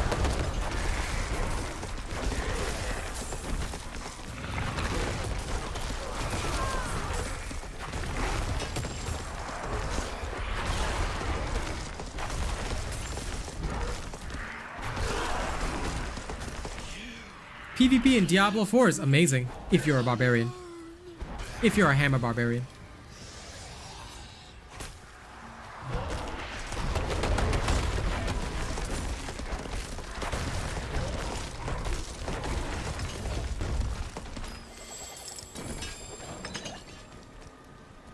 If you are not a hammer barbarian, that is what I'll say. If you're not a hammer barbarian,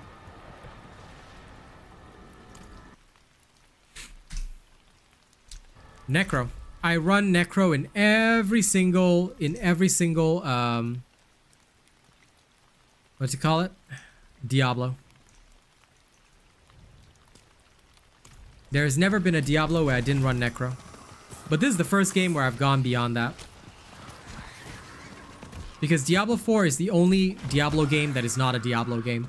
That's why it's attracted so many people and is literally game of the century. You know, people can say Tears of the Lost Kingdom game of the year or whatever. I don't really give a flying fuck. Because at the end of the day, Diablo is where the money's at. Diablo is going to be game of the century. And guess what? This is live service. Tears of the Lost Kingdom is going to be something that's fun, yeah, and then people are going to stop playing once they finish it. Play, finish, end. And I mean, I guess you can go back whenever you want to build a cockbot. But Diablo is going to have many, many seasons, each lasting 3 months. It's a long time game. It's a good investment for a content creator like me. So, 110%.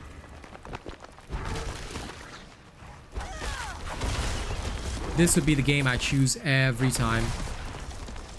Okay, now.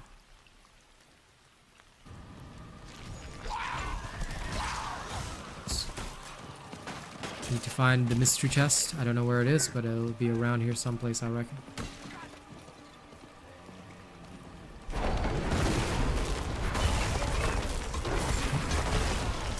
Doesn't look like it's here. Should I be in the wrong location? It should not be. Oh, here it is. I was like, was I in the wrong location? There we are. Yep, comment on any video on my sub account. I'll happily show you proof of why I don't bother with it anymore. And why everybody left it.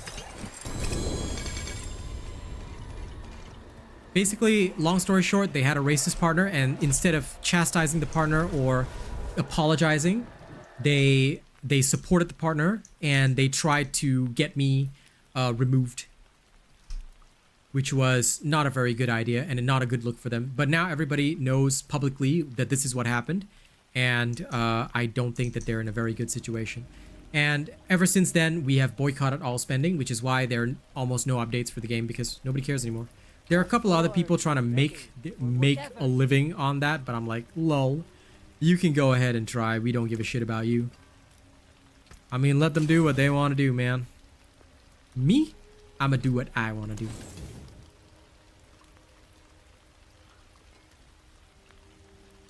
You can still use these.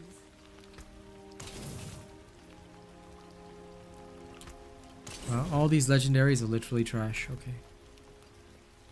Thank you, Mulol. I appreciate you guys enjoying all my shenanigans. All right. The more y'all watch my content, the better, because then I'll be able to pay rent. Okay, over here. Yeah, it is, and it's only got a player base because it's free. But anyway, let's not talk about it. Okay, let's not mention it anymore. We are not going to talk about it anymore because I have no interest in it, and I don't want this channel associated with it. The only way that I would ever even bother with it, Chaos Divinity, and I'm just going to be honest, is if somebody said, hey, we'll pay your entire rent money every month, play this game. Then I'll say, okay, I'll make some videos. But I'd still choose Diablo 4 as my main game. So if they're alright with a contract like that, sure. But if they're not going to bother, then if they're not going to spend and apologize to being, for being racist, then I've got no interest. I'm sorry. Either they pay up and apologize for everything they've done, or I'm not going to bother. Because I make rent money here. Why would I waste my time? You get what I mean? Or in fact, why would I waste my time on a game and a community that hates me? I already get enough hate on Diablo 4 just for, being a decent human being and showing people how to do stuff. So I'm like, nah. Not worth it, man. Not worth it. Exactly. Life priorities, man. They pay my bills. I ain't gonna complain. But if you're not paying my bills, then I don't give a shit.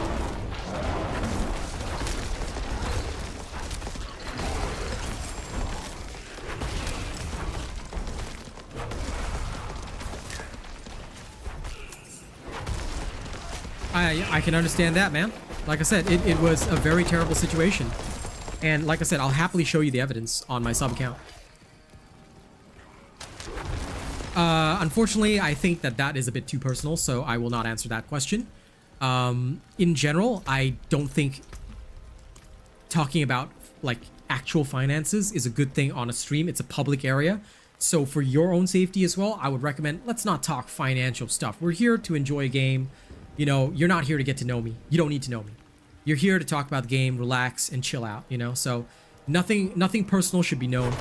And this is what I advise all streamers. Don't talk anything personal. Okay, anything about your life, you know, other than if it's a little bit of banter is fine, but, you know, never talk anything personal. It's dangerous and not healthy for you. Yep, nothing financial should be out. Like, never put out anything publicly that is related to your tax information, financial information, or anything like that. Keep yourself safe on the internet. All right? Because you never know when people are going to use that against you. All right? I've been through the situation before. You know? If it's not something related to the game, I usually don't want to talk about it. Because there's no relevance to anything that I'm doing. You know? Some people got big mouths. Don't have a big mouth. Okay, keep your mouth small. Shut tight. Safety.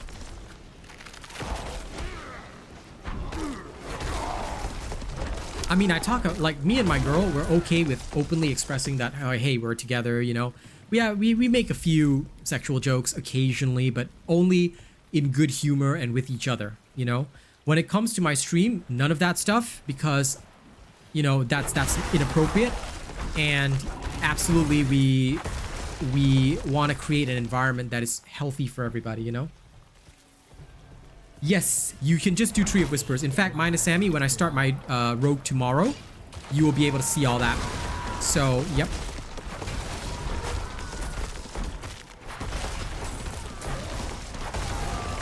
So I will happily go through it with you guys, and I'll also probably release a video about leveling and, you know, how I do things and why I do things. Because I'm going to figure it out so that when we get into the preseason, when we get into season 1, you know, we'll know what to do. So that's what I'm going to work on strongly with the rogue. You have my word.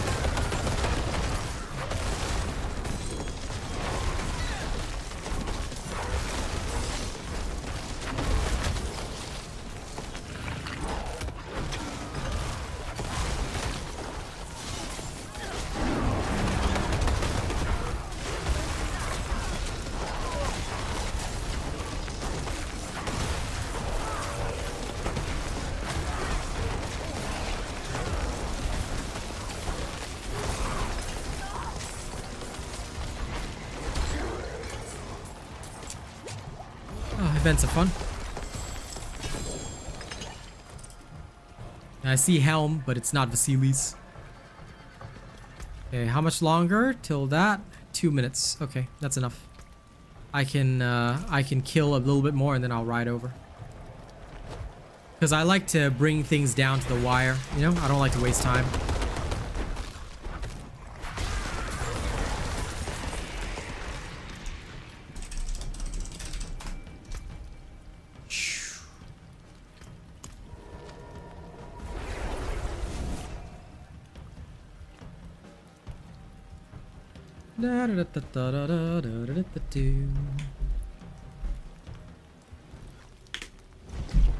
Everyone in the clan in World Tier 3 is welcome to join me if you want.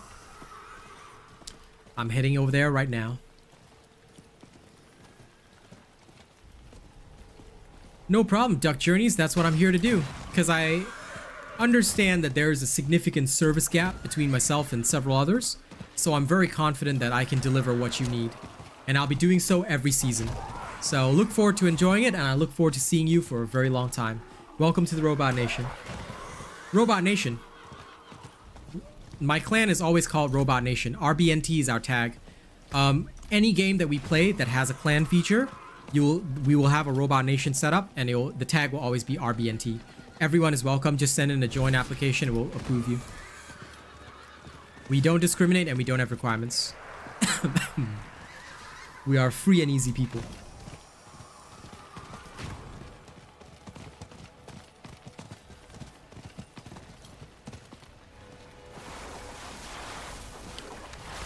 Okay, there you go. Accepted. Now you just have to go in, accept it, and come to the world boss. Alright, you can... I want to see RBNT in full force. We welcome all twisted souls. Hello.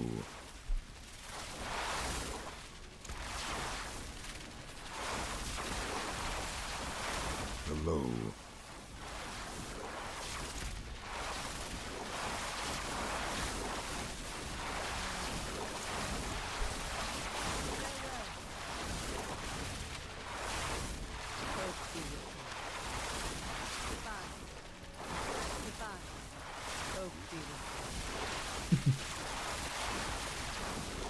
This will be your last stupid mistake.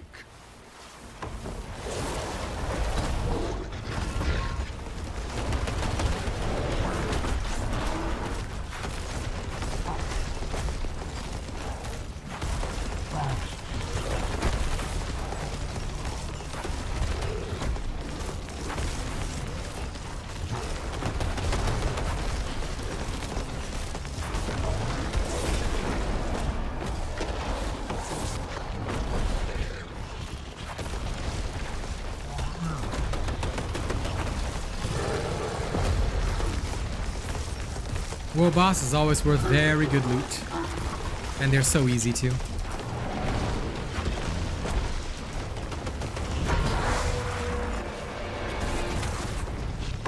Lol, these guys died. Lol, noobs.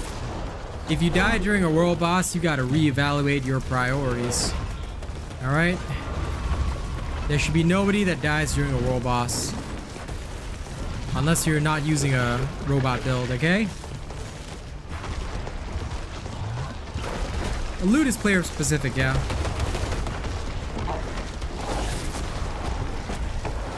There is no shared loot except in PvP. But PvP is a bit of a different animal. PvP, only the crystals are shared loot drop that you have to divide amongst yourselves. If my girl and I get a chance to PvP tonight, we will. Hey, River Archer, congratulations! Yes, good job, man. Good job.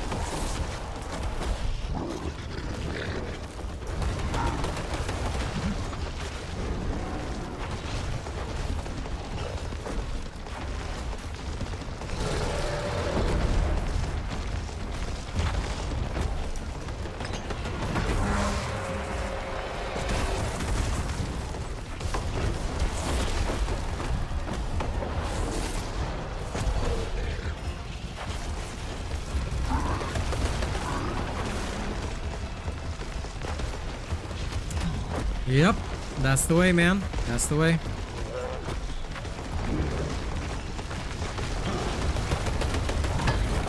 This Diablo is game of the century, Doomstraga. Aw, thank you, River Archer. Sorry I can't do much today. Because I'm not feeling 100%, but I will owe you for that.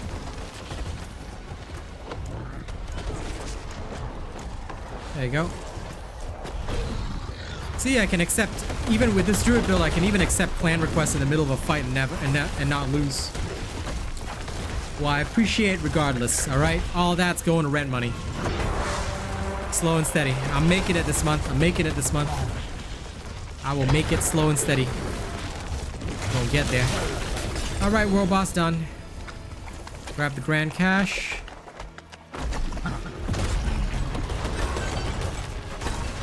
Gotta break his lockbox.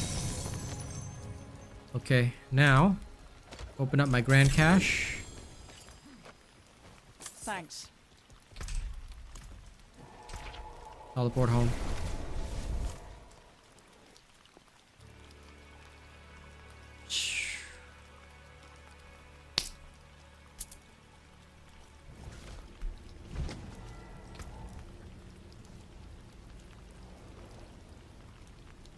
Oh, this is very good. That one's going to the general pool. This one sucks. Sucks. Okay. Need something for it? In the park, nice. I'm gonna go back in and try to find one more mystery chest before I carry on with my nightmare leveling. Yeah. Back to the Helltide. Not yet, Doomstraga. Next, in Season 1, I think they're gonna release the first few set items. I don't know if they'll be really good or really bad, but we'll see, I guess. That's probably one of my things that I'm thinking about.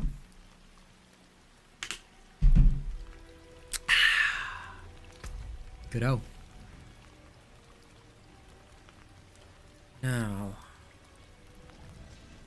Bork to the Helltide. And where are you? Okay, I see.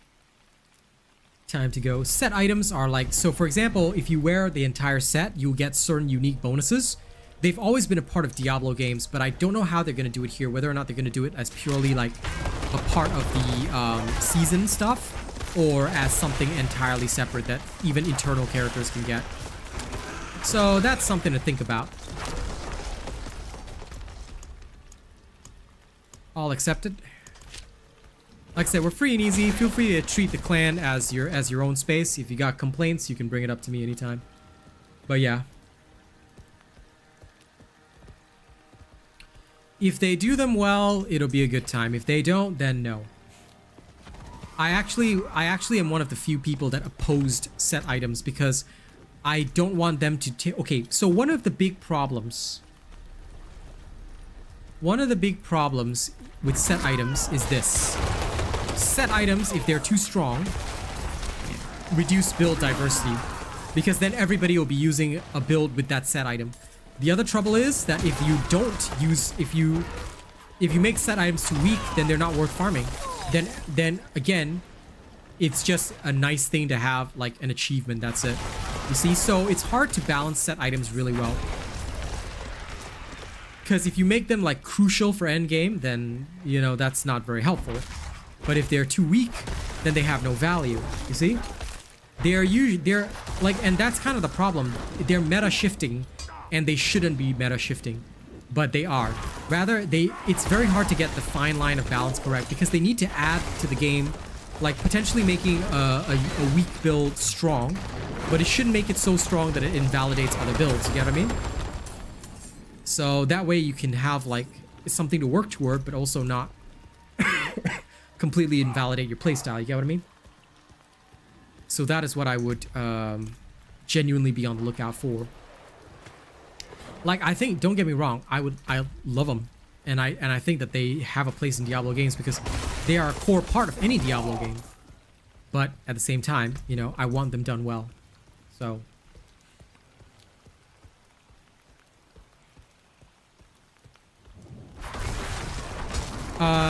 what should you be running? Check my late game sorcerer build and focus on that. If you've got everything you need for that, fight 8 levels above you. If you can handle 8 levels above you, you're okay. You'll get to World Tier 4 with no real trouble.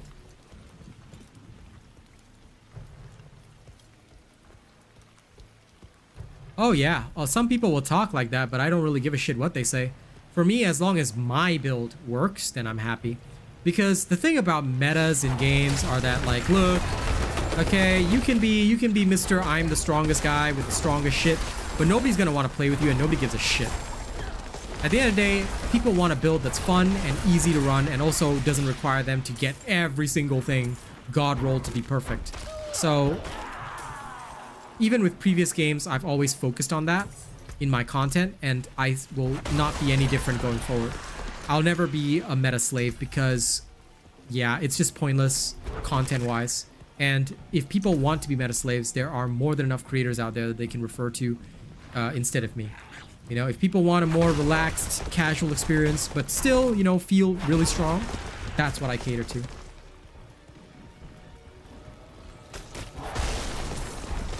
How do you get the stuff you got to change clothes? Just when you salvage your armors, right? You unlock new looks in your wardrobe. That's it. That's all you gotta do. Just salvage stuff. And you'll be able to go to your wardrobe and change your appearance. Do I play Monster Hunter? No.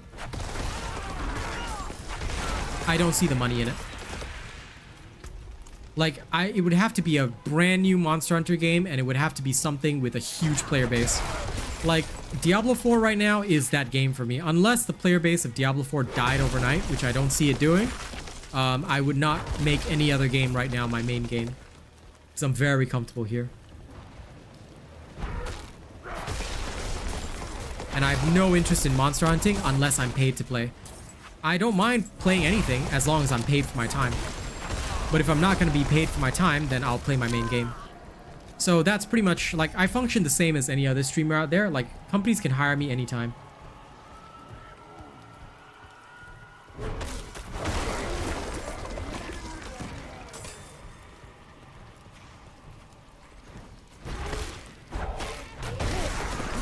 I will. PM on Vibe. So I plan on doing a video on this, but not today. Probably tomorrow. Because I'm not very well today, so I'm taking it easy today. Today I'm just gonna stream and relax, and then maybe tomorrow, if I feel like it, I'll make the video.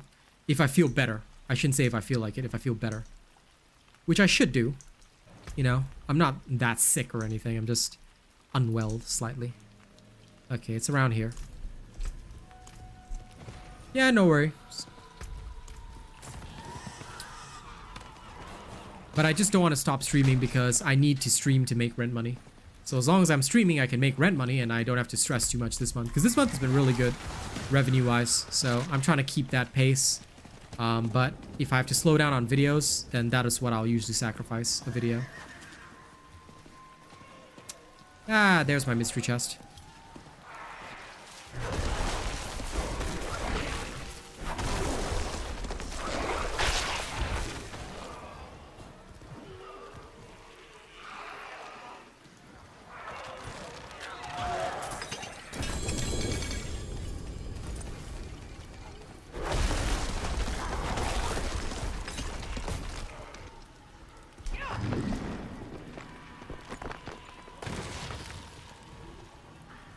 Wow, why are these so dog shit?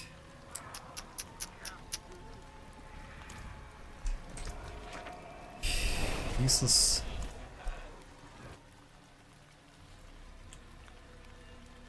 And by the way, guys, I don't mind y'all talking about other games and stuff, but just make sure not to spam chat too much, okay? Because ultimately, it may make people uncomfortable if they want to ask Diablo questions. So try not to spam chat with it, and if it's off topic, try not to keep it going for too long. All right. So thank you guys. I ask you kindly for that. If you want to hang out here, let's make sure that the chat is primarily Diablo in case people want to ask those kinds of questions. Mystery chest, best bang for your buck. Yes. You basically want to spend the hell tides getting your 2 mystery chests, and then that's it. You can go for 3, but then you'd have to spend your whole time in the hell tide. So usually what I do is I clear 2 mystery chests and then I leave. Because the mystery chests are just a good opportunity to get about 3 to 4 legendaries, usually. And then once you clear them, you're good to go. You can carry on and do other stuff if you want to. So like for me, I clear my 2 mystery chests, then I come out and do other stuff. I heal as I go, PM on Vibe, because the Druid is very tanky. But if you play it well, you will also have a lot of sustain, alright? And if you use the right build and you know how to build your character, you know, you'll do just fine. If you're leveling up the Druid for the first time, please look for my early and mid-game Druid builds. You can follow those. They will help you a lot and they will teach you how to really play the Druid. Then once you get to about level 50, you can start switching into my Pulverize Druid. The video will be out hopefully tomorrow. And by the way, like, for those talking about Monster Hunter, listen, go ahead and talk. Like I said, you don't have to stop talking about it, but just don't spam too much, all right? Like, reasonable conversation, off topic, totally fine. I just want to make sure that I don't miss any of the Diablo chatter.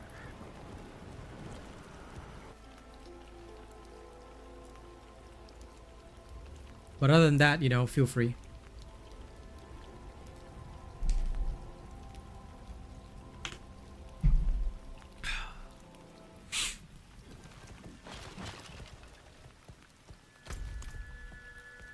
Okay, time to clear this now. And thank you, by the way, to everybody who is actively watching. I sincerely appreciate it because, like, my goal right now, like I said, is to get on average 30 people watching me every stream. If I can hit that average, rent money is going to be easy. So fingers crossed, guys, fingers crossed. And try and hit that average as soon as I can. I gotta admit, it's much harder to be a YouTube streamer than a Twitch streamer because YouTube, basically, it doesn't have Twitch drops and stuff like that. So a lot of people, like, they want the free loot, so they come for the Twitch drops, which improves lurk numbers. But ultimately, like, I think YouTube is gonna be better for me, so I'm gonna try and make it as a YouTube streamer. No, I never worry about how much I have. The only thing I care about, OG, is as much as possible. I only worry about as much as possible. Okay, good. Then yeah, basically just all you want to do, PM on Vibe, is just focus on gearing and enjoy, like, keep trying to get better gear, and then when the Druid video drops, you can start focusing on all the aspects you need, stuff like that, so you can switch into a Pulverize Earth Druid. But it does, like I said, this one does require a lot of different gear to be successful because it's quite a complex build overall. But yeah, I don't ever look at how much I have overall, OG. I literally just play it and I get as much as possible. So the answer is as much as possible. That's all I do.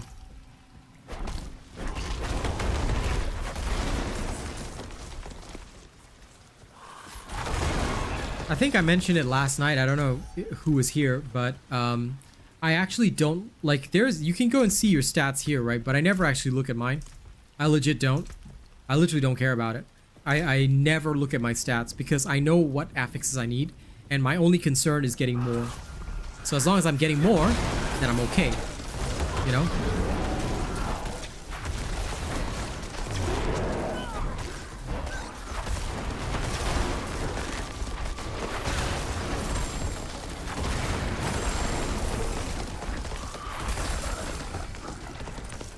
So my focus, I guess, is a bit different. My focus is always getting the most possible.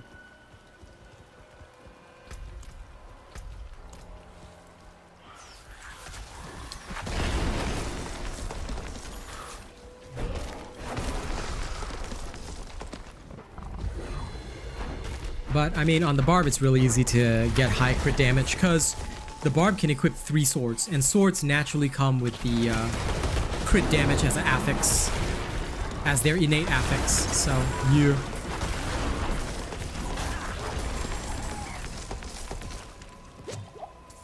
Swords are the best, and rogues can use swords as well. So that's another big source of damage.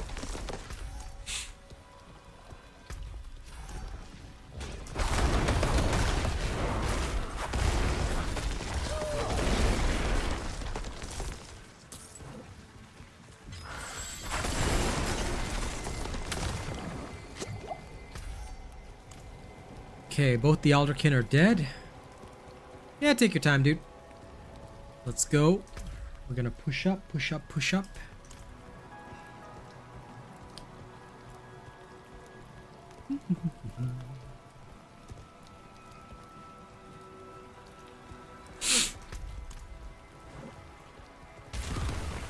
Ah, good. Finally a cursed shrine.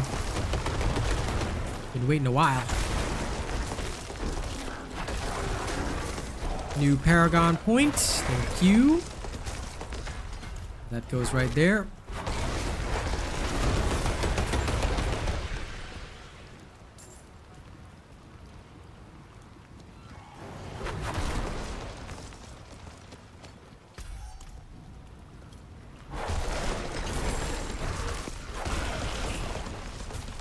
Dudes, the cursed shrine just stopped spawning. What is this? This is such a waste. Anyway, I'll just wait till it ends so I can collect my shenanigans. This is dumb.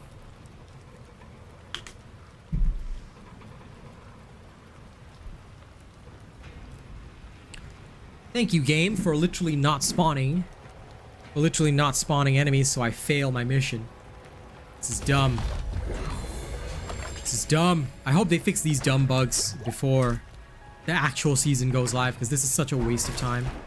Especially when this would tremendously help gearing, because don't forget, all these events are to essentially help you gear faster. And I hate it when they don't pan out. Because that is dumb, dumb, dumb.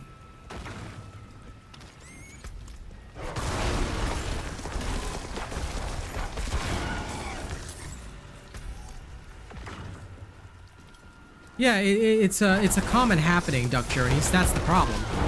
I'm not a fan.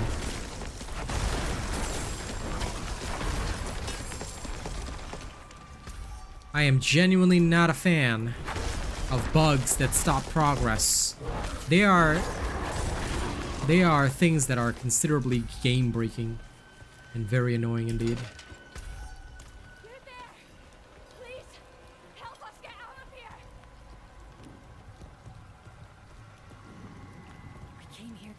This evil, but now I can't leave my friends here. Not like this. We can't do it alone.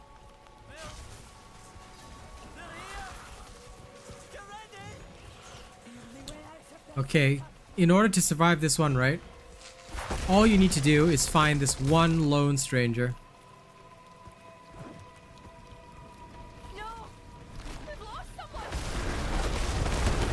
Because that one guy is trapped up there, right? And this is another stupid bug. That guy is trapped up there, so he should not die. Right? Which means that I get to fight these guys freely. Now let's test if my theory is correct.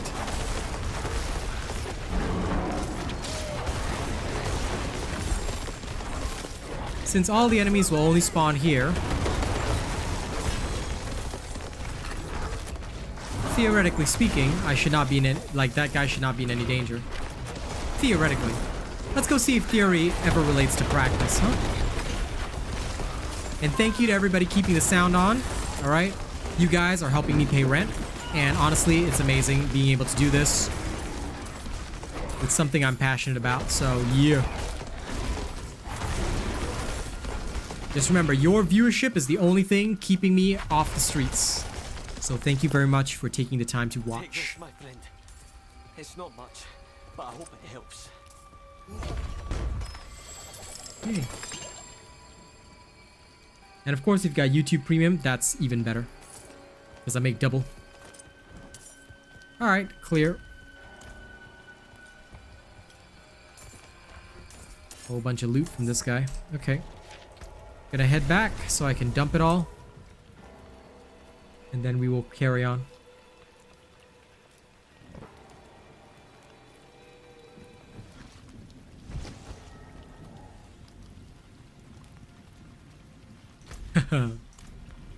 Well, you see, right? They like I'm assuming, yeah. You have to like suspend disbelief for that, but it's so funny. Like, can you imagine if a werebear actually came up to you? Let it steal. Oh yes, Spook. Someday slowly. Although, thank you. I appreciate your constant boosting of my ego. You know, you making me strong here. I like. Okay, 38, 38, 15, 16, 12, 15. 15 plus 4, 19. This is useless. I'll take it off your hands. If you're wondering, I'm literally just checking what is actually useful. And it turns out that the answer is none of the above.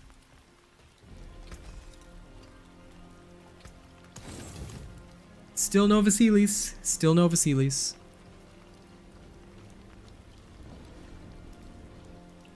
Exactly. I'm pretty sure the werebear is about that height. I think it should be 7 or 8 feet because you are much larger than a person. And the druids are already large. Druids overall compared to the other characters are very large. It's all that nature power, you know?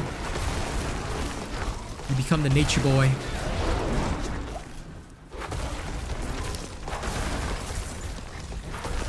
Well, that's why for druids, it's essential that for the build, you need to maintain health.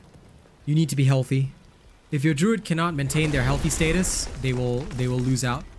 Because they will literally be unable to do anything. So just be very aware of that. Druids require the healthy status. And that's why I stack life, and fortify, and damage reductions. Only then will we stand a chance.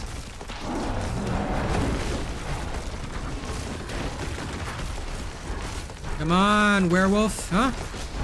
Werewolf versus werebear. Look, the werebear takes no damage. The werewolf, on the other hand, dying. Come on, den mother. Yeah, you're dead. Disgrace of a were. You'll never be strong.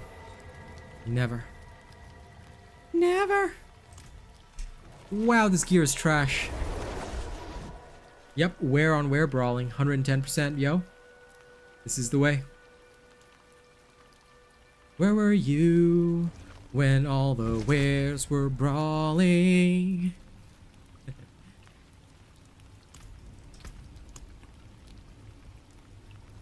Okay, I need... Oh my god, why do I have a tier 3 sigil in the first place? Yeah, tier 15 is good. I'm gonna go get rid of all my low tier shit and go craft some high tier shit. Because otherwise too easy. 14 gone. 14 gone. 3 gone. 11 gone. 14 gone. Recraft all the... Oops, sorry. 16 to 20s. Bing! Better much. And now also we take Le Potion. Where is this? Here. What's the closest path? There is... I still haven't gotten my unique, but the Druid is still strong as fuck. At the very least, I've gotten quite a damage boost to the Druid, so life is pretty good. Of course, it's not on Barbarian level damage yet, but once I finish out a little bit more of the Paragon path, so once I get all these, I will deal a significant amount of extra damage, which is very helpful, again. So yeah, and I'll have a whole bunch of extra armor as well. So I've been buffing up all my damage across the board. The only thing is that I could pick up some more overpower damage, but I'm not focusing on that yet, because once I get my willpower and intelligence to the levels that I want, I will have that extra bonus coming online anyway, so I'm not too worried. Just need a little bit more intelligence, and I'll get an extra 10 werebearer damage as well, which is really, really good. And other than that, I am doing very, very, very, very, very good. I just need the exploit glyph to be maxed, and then boom, that one is a whole nother animal, and it'll, you know, boost. But yeah, I'm just waiting until I get my unique. Slow and steady, slow and steady. When I can get it, I'll be happy, but until then, it's alright. Lots more bear burying to do. But sometimes, I guess you could say the weight is a little bit unbearable. Yeah, get it? Unbearable. Lol.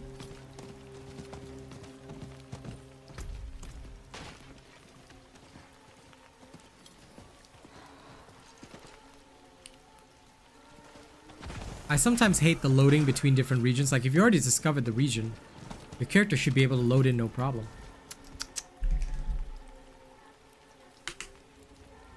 Anyway, hope you're doing good today, Laz. Oh, I love doing different voices all the time. I think there once was a time a while back when I actually did an entire stream. I actually had this accent for pretty much the entire stream, and somebody actually thought that this was my natural accent, and they were actually confused when I spoke in my normal voice. So that was really interesting, but obviously anyone who's local would probably realize that it's just an accent that I'm putting on, and obviously it's not. I wouldn't know any of the slang or stuff like that, but it's just like it's fun to do, you know, just a little bit here and there. I mean, there was another time when somebody thought I was from the more Scandinavian countries because I can imitate the same way that they speak the language. So like how they speak the English language, although I wouldn't know the slang, it is easy for me to pick up on the nuances of how they actually say things. So more than a few people thought that I was from a different place. But yeah, at the end of the day, my normal accent is just what I do. So, it's occasionally fun just to do some voices here and there. That, and I love imitating characters, so there's that. Bless you.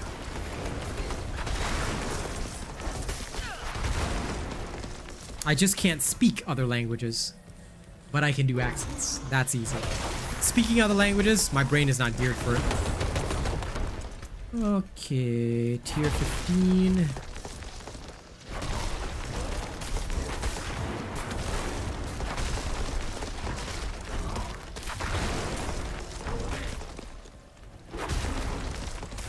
Oh, okay, great. We got all the nests. We got all the eggs, sorry.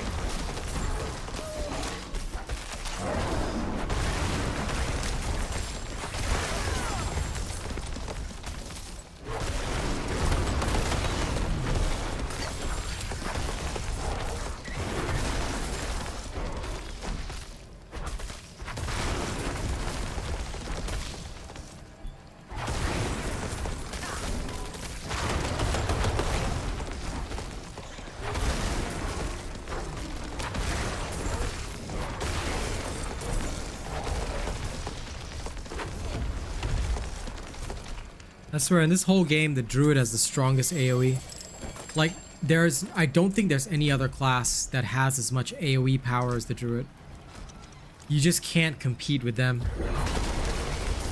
They are ridiculous.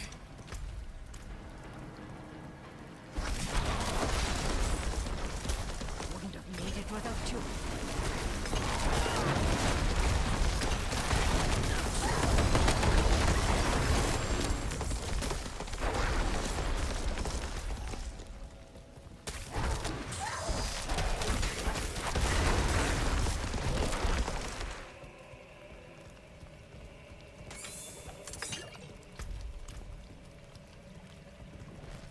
You're a saint.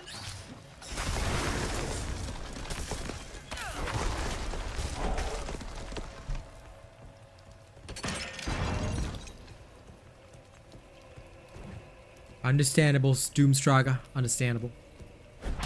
Okay, go, go, go, go, go. Ah, yes, Curse Shrine, my favorite.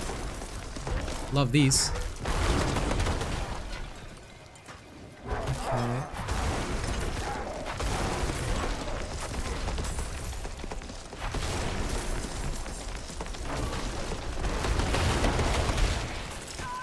Oh, come on. Oh, we're talking. Crush. Crush. Double crush.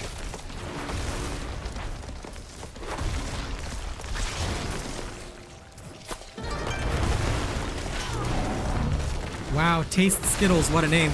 Thank you very much for subscribing to my channel. Hope you enjoy your time with us.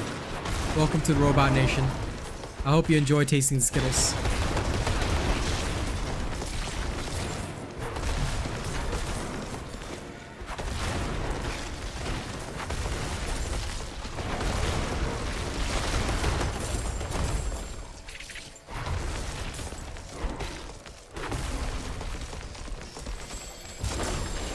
I swear, the AoEs of this thing are just ridiculous.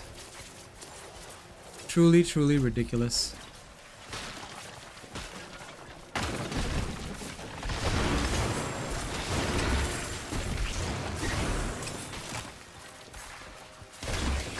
Same dream as always.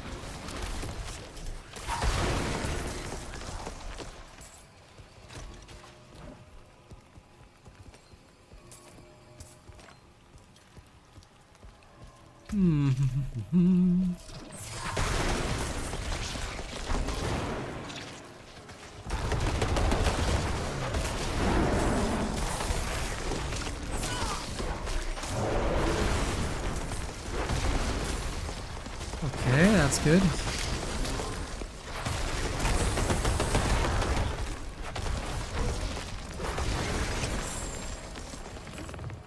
Ooh.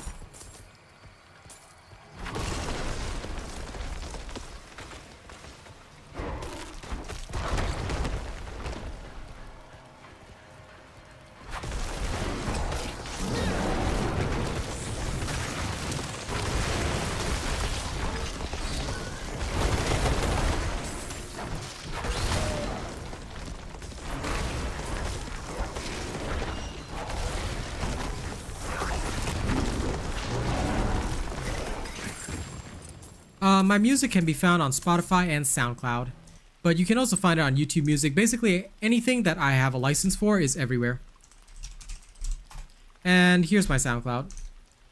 Yes, a video is coming, Andy. But you'll have to wait until day after tomorrow. Tomorrow, because today I'm not filming any videos. Today I'm going to rest because I'm obviously not well, as I mentioned. So yeah, I ask for your patience, but videos will come. Just be patient though. Just be patient. Because filming a video usually is quite taxing, and I do have to dedicate time to it, which I don't have today. So today I'm gonna rest, but the video will come. Don't you worry.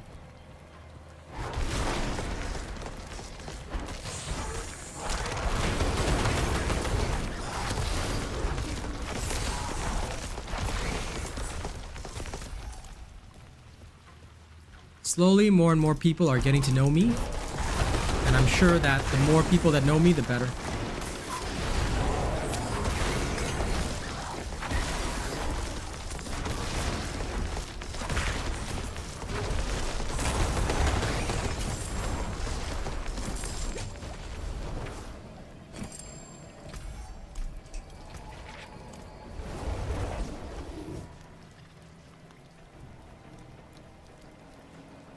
I know, right, Crimson King? I mean, it's up to you. If you want my opinion, the Barb has the highest damage in the game. You want to hit 1.8 million crits? That's the Barb for you. And the Barb is also easier to gear up compared to the Druid, because the Barb doesn't need any uniques. He just needs his core aspects and he's good to go. And that's just me being fully honest, yeah? But what I will also say is that the Druid is very fun. So although you don't deal as much damage as the Barbarian, you actually end up having a lot of fun as the Druid because you are a bear. You are a gigantic bear. What is there not to love about being a gigantic freaking bear? Don't ruin all that You know? work. Kind of hard not to have fun as a gigantic bear. You literally play as Bear Simulator, but the Druid requires more gear, a lot of uniques, one of which I still haven't found, FYI, and they also just require a lot of time investment because, like I said, Paragon Path Exploit is a crucial glyph. But technically speaking, if you want to up your damage, you should be maxing out your Werebear glyph first. So I haven't even maxed my Werebear glyph, which I should be maxing first, and gaining maximum bonuses for. And instead, I have to literally force myself to be gimped for several levels because it's crucial that I hit level 15 on the Exploit glyph so that I can actually activate it. Then once it's activated, I can focus back on Werebear. So yeah, the Bear Druid does have a lot of requirements that people do have to be aware of, and it is part of the game plan, I guess. It's part of the way that they are, you know. Can't really do anything else other than that. So this is something I urge people to think about when they are considering what build they want to go and how they want to go about it. The Werebear requires significant investment of time and effort, whereas the Barbarian is just plug, play, go, smash. So it's up to you which one you want. But the Werebear obviously has the best AoE in the game, still better than the Barbarian, obviously. And that is their core strength, I would say. The fact that they are just monsters in AoE.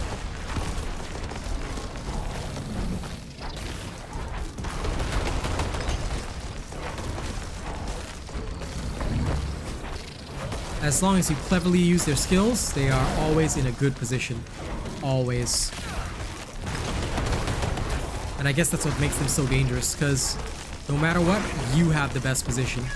And it's not like you're going to take any damage.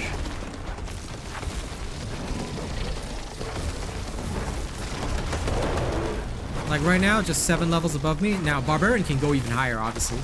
But 7 levels above me, no danger, as you can see. I'm killing just as fast, and yeah.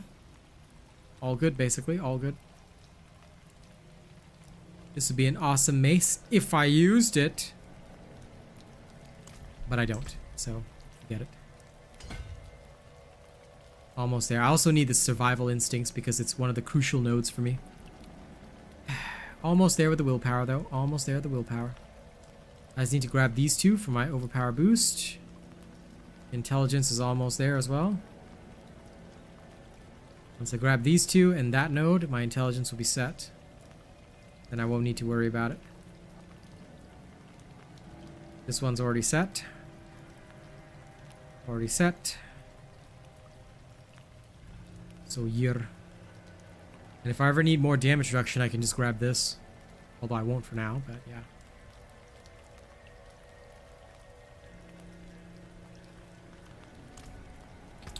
Okay, dump all the XP into exploit. Still only level 10 after all this time.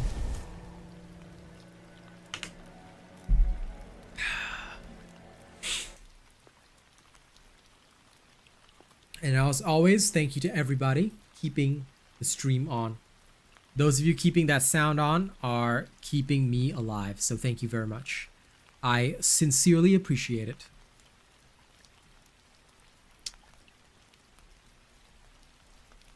Nope. This. 1 second.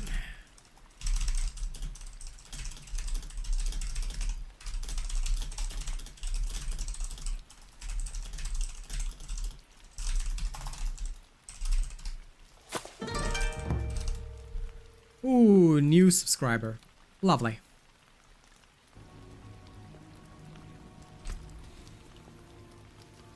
I just wish that they'd give me actual passives that I use instead of these trash passives.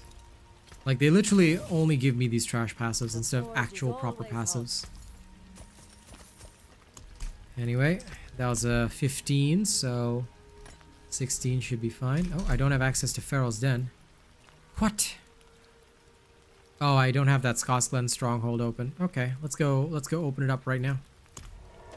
We'll go open up Pharaoh's Den, and then I'll go straight into Pharaoh's Den. And go smash.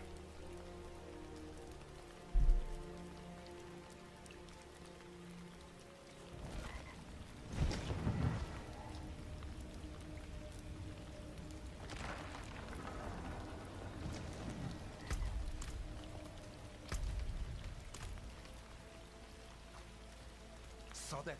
Overgrown vermin's broke another trap.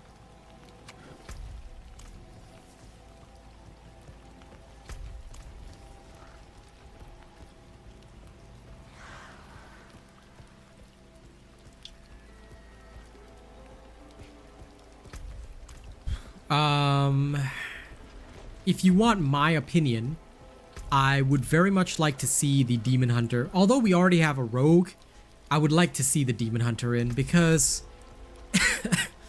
it's very annoying not having a dual crossbow class. So I would very much like to see a Demon Hunter in this game. But, you know, that's just me. Signs of a bloody struggle. What happened here? Guess another one that deserves attention would be, or they could make a mix between the Demon Hunter and Assassin. That would be nice. A class with 4 one-handed weapons would be pretty interesting. You know, 2 one-handed crossbows, 2 one-handed katars. You know, that would be very interesting, I reckon. Because the Assassin class was interesting in Diablo 2, but never got a redo. So yeah, so it was never in 3. So yeah, I'd look forward to that, because we kind of don't need the Witch Doctor. The Necro is already like covering that, so Witch Doctor would just be another clone of the Necro. Now the other unique one would be a Monk. A Monk with dual fist weapons and a 2-handed polearm weapon would be ideal. Just because I am sick and tired of classes only being able to use 1 weapon. We all know that that's not functional. Crusader I'm not a fan of, but it would be nice to actually have one, because that would give shields more of a use. Right now only the Necromancer uses shields, which is weird. So I would like to see a Crusader Paladin kind of thing, because the Paladin is also only in 2, like 3 at the Crusader as a replacement for the Paladin, but I kind of want the Hammerdin, the Oradin, you know, that kind of thing. I want to see a paladin. So I would like them to mix and combine classes. Like the rogue is kind of like the rogue is unique. It's bringing back the Diablo 1 style, but actually I would like to see the Javazon, an Amazon Demon Hunter would be very interesting to see, you know, because I miss the Javazon playstyle. The Javazon was hilarious, you know, we don't have that here. Paladins. But yeah, I guess a Crusader or a Monk would also be really good. You know, there's a lot of things that they can bring in that they already have and that they should bring back, you know. But they're starting, I think that they were absolutely correct on their starting 5 classes. These starting 5 classes are the best and most distinct. But I would love to see... No, Paladin was in 2, Crusader was in 3. So I'm not, you know, I'm not keen on that because, like I said, they were 2 separate, in my mind, they're 2 separate classes. What I want is for them to make and give me a proper paladin or a mix between a paladin and a crusader. If they want to make this more unique, I want to see a mix between the paladin and crusader so that we can really enjoy. I mean, for the sorcerer, we already have a sorcerer, so we're not going to get a wizard. But yeah, these are my thoughts so far. Monk would be interesting and a demon hunter would be interesting. But the demon hunter most likely would have to be mixed with the assassin, or the assassin would have to be mixed with the demon hunter. Whichever one is the base, it should be fine, but yeah. Either way, that is what I'm thinking they should do.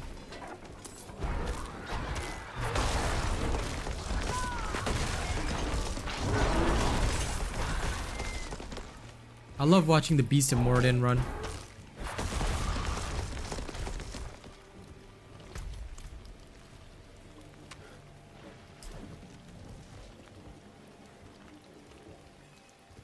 Yeah, they played similar, but it wasn't similar, you know? I think any Diablo 2 nerd would agree that it was still ultimately just a different experience. And that's the only thing I'm not happy with. I love Crusaders, and I think they're cool. But that's why I want them to, you know, have an opportunity here. And I also want the Paladin to have an opportunity. Your rage has beyond me. This is your chance. Your evil is done. Like, honest to God, I just love Druid, but I also know that, you know, Druid was a distinct and unique class all of its own. And that's why, you know, it's so cool.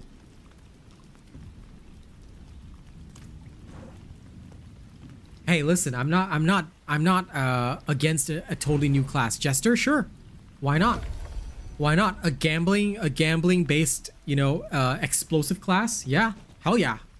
Like a cross between a ranger and a mage? Yeah, okay.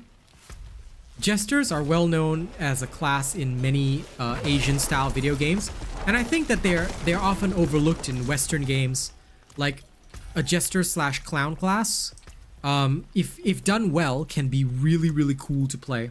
They're usually an offshoot of the assassin tree, but still, I enjoy those. And I think they're fun. You know, I think it'd be pretty cool. I was a Druid Necro in 2 as well. I was a Windy Druid and Summon Necro. But here Summon Necros suck goat balls, so that's never gonna be me. Oh man. Also, you know what saddens me, guys? It's the fact that, like, you know, I stream and then, like, before you know it, all the time's gone. And it's almost time for lunch already. Jesus. It's too much fun being around you guys.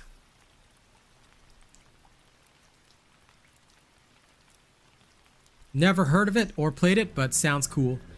I think jesters or clown classes or some of the creepier classes are often overlooked. Like, imagine if we had a jester class that, like, provoked a lot of fear in enemies. Like, if their skills all revolved around fear-based skills, that'd be pretty cool. Like their primary status effect could be fear. Because enemies can fear you, why don't you fear them? Ah, okay, fair enough. I've never owned a console, other than a PlayStation 2 when I was a kid. But I've been PC all the way, so explains my lack of knowledge.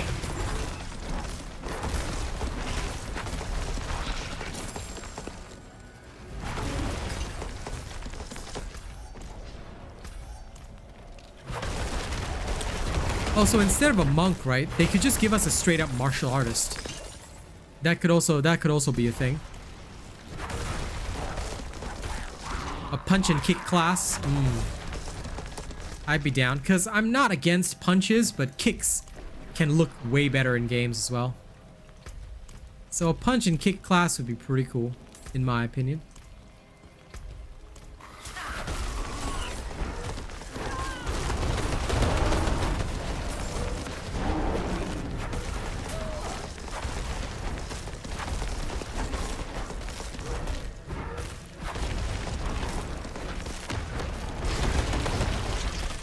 Ooh, that was a big trample hit. Smashed for 70k.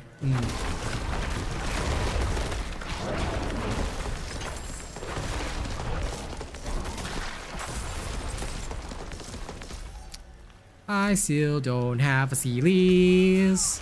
If only I had freaking Vasilis, I would be a lot more happy.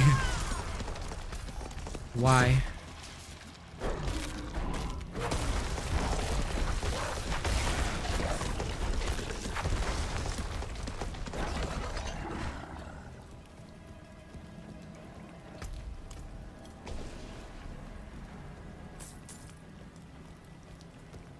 I have no idea what that is, but okay. You can petition Blizzard for that.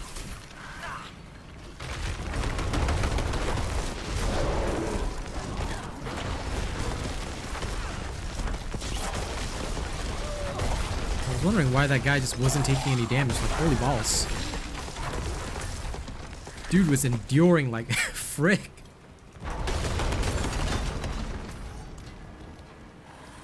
Woman is tougher than nails.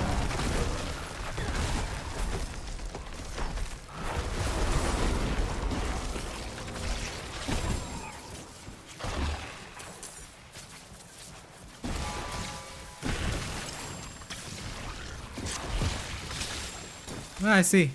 I don't follow sports or fights, so that's interesting. Yeah, sure, why not?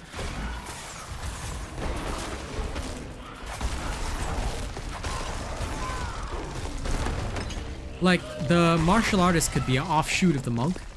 Like, it could be a wholly unique class. It could have, like, some monk skills. It could have some, you know, like, assassin skills. I don't know. Like, they could do a lot of crosses, you know, to bring out some interesting new things.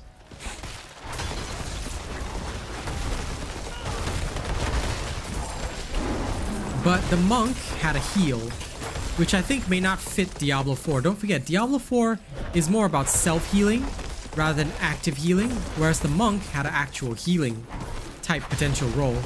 And I just don't want anyone to be pigeonholed into that role. So I think a monk, like if they bring it here, would have to drop their healing. So a martial artist class might be better. You know, they use chakra to self-heal or something, like that might work better. But yeah, that is what I guesstimate would be better for Diablo 4. I see. Very nice. Yeah, I just gotta activate rune stones. I don't know where they are, but I'll find them. They gotta be somewhere, right? It's gotta be high noon somewhere in the world.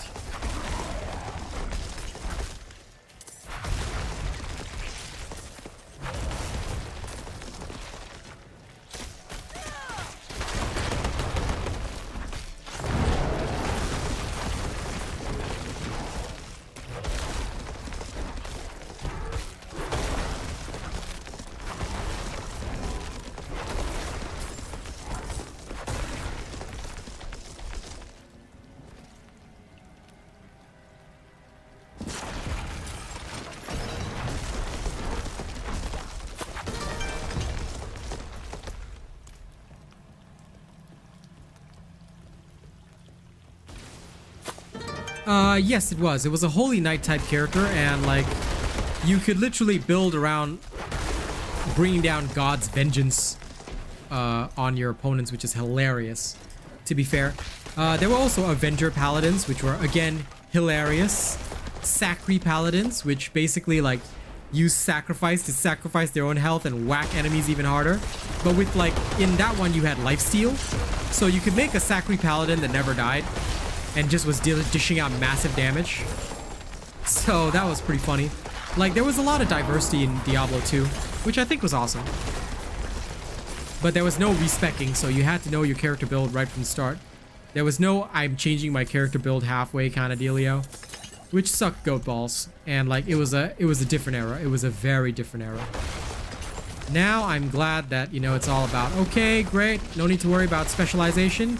Try and change as you go, because I think that time is the one thing that we're all very limited on. And games that respect a player's time is very important. Oh, thank you, new subscribers. Welcome, welcome. I hope you guys enjoy the show, and I hope you guys enjoy my content. More every day.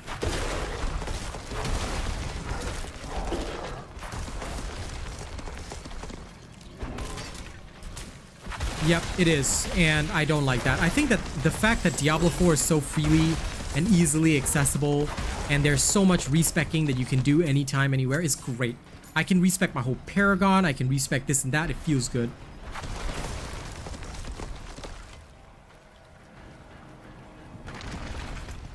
That's why, like, I think a Crusader Paladin mix would be really good to see.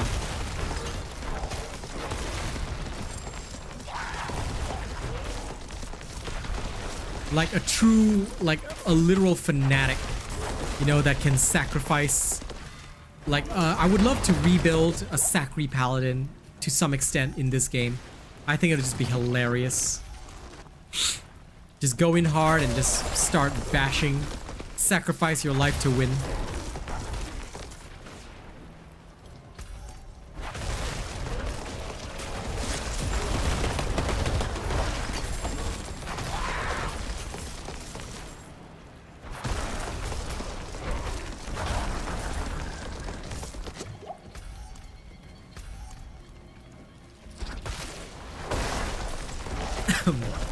Like, the way I envision it, right, as a cool theory craft would be like their primary resource could be like Holy Fervor, and a lot of their skills could also like sacrifice life to gain Holy Fervor, and then when they have enough Holy Fervor they can heal themselves or unleash Divine Wrath that could like bring their life back up, and it would be like this engine of balance. Like, you have to balance between using your Holy Fervor as well as your life to like you could create different playstyles. Like, there could be playstyles that focus mostly on Holy Fervor, playstyles that are like focusing on martyrdom, but ultimately, like, you know, you could have it your way, you know. And I feel that this would create some really interesting class interactions.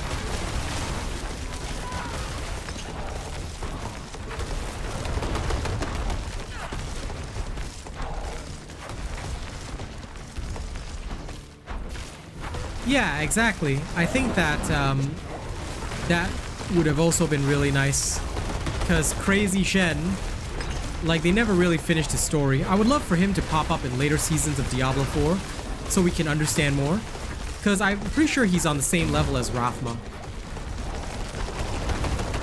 Because he did have a story in Diablo 3, but there was no confirmation there. So I would love to see him, like, get his own arc. Like, I always thought Rathma was dead. But what about Bukathos, you know? All of them. There are so many. Where are their story arcs, you know? Where's story arc? I wanna know. I like the lore.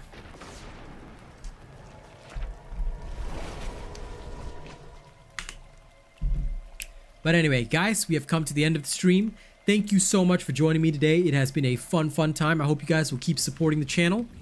Like I said, I know it's going to be a difficult road, and not everybody will have the time to show up every day, so hitting that 30 viewer average might be pretty difficult, but I'm hoping I can do that, you know, next month, and then finally rent money will be covered by viewership. So fingers crossed, guys.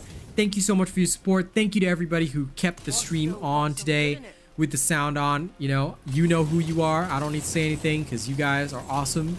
Thank you very much. You guys are the best. All right, I'll look forward to streaming again this evening. Well struck. And I'll see you then. All right. Thank you and bye-bye. Y'all have a good one. Get you later.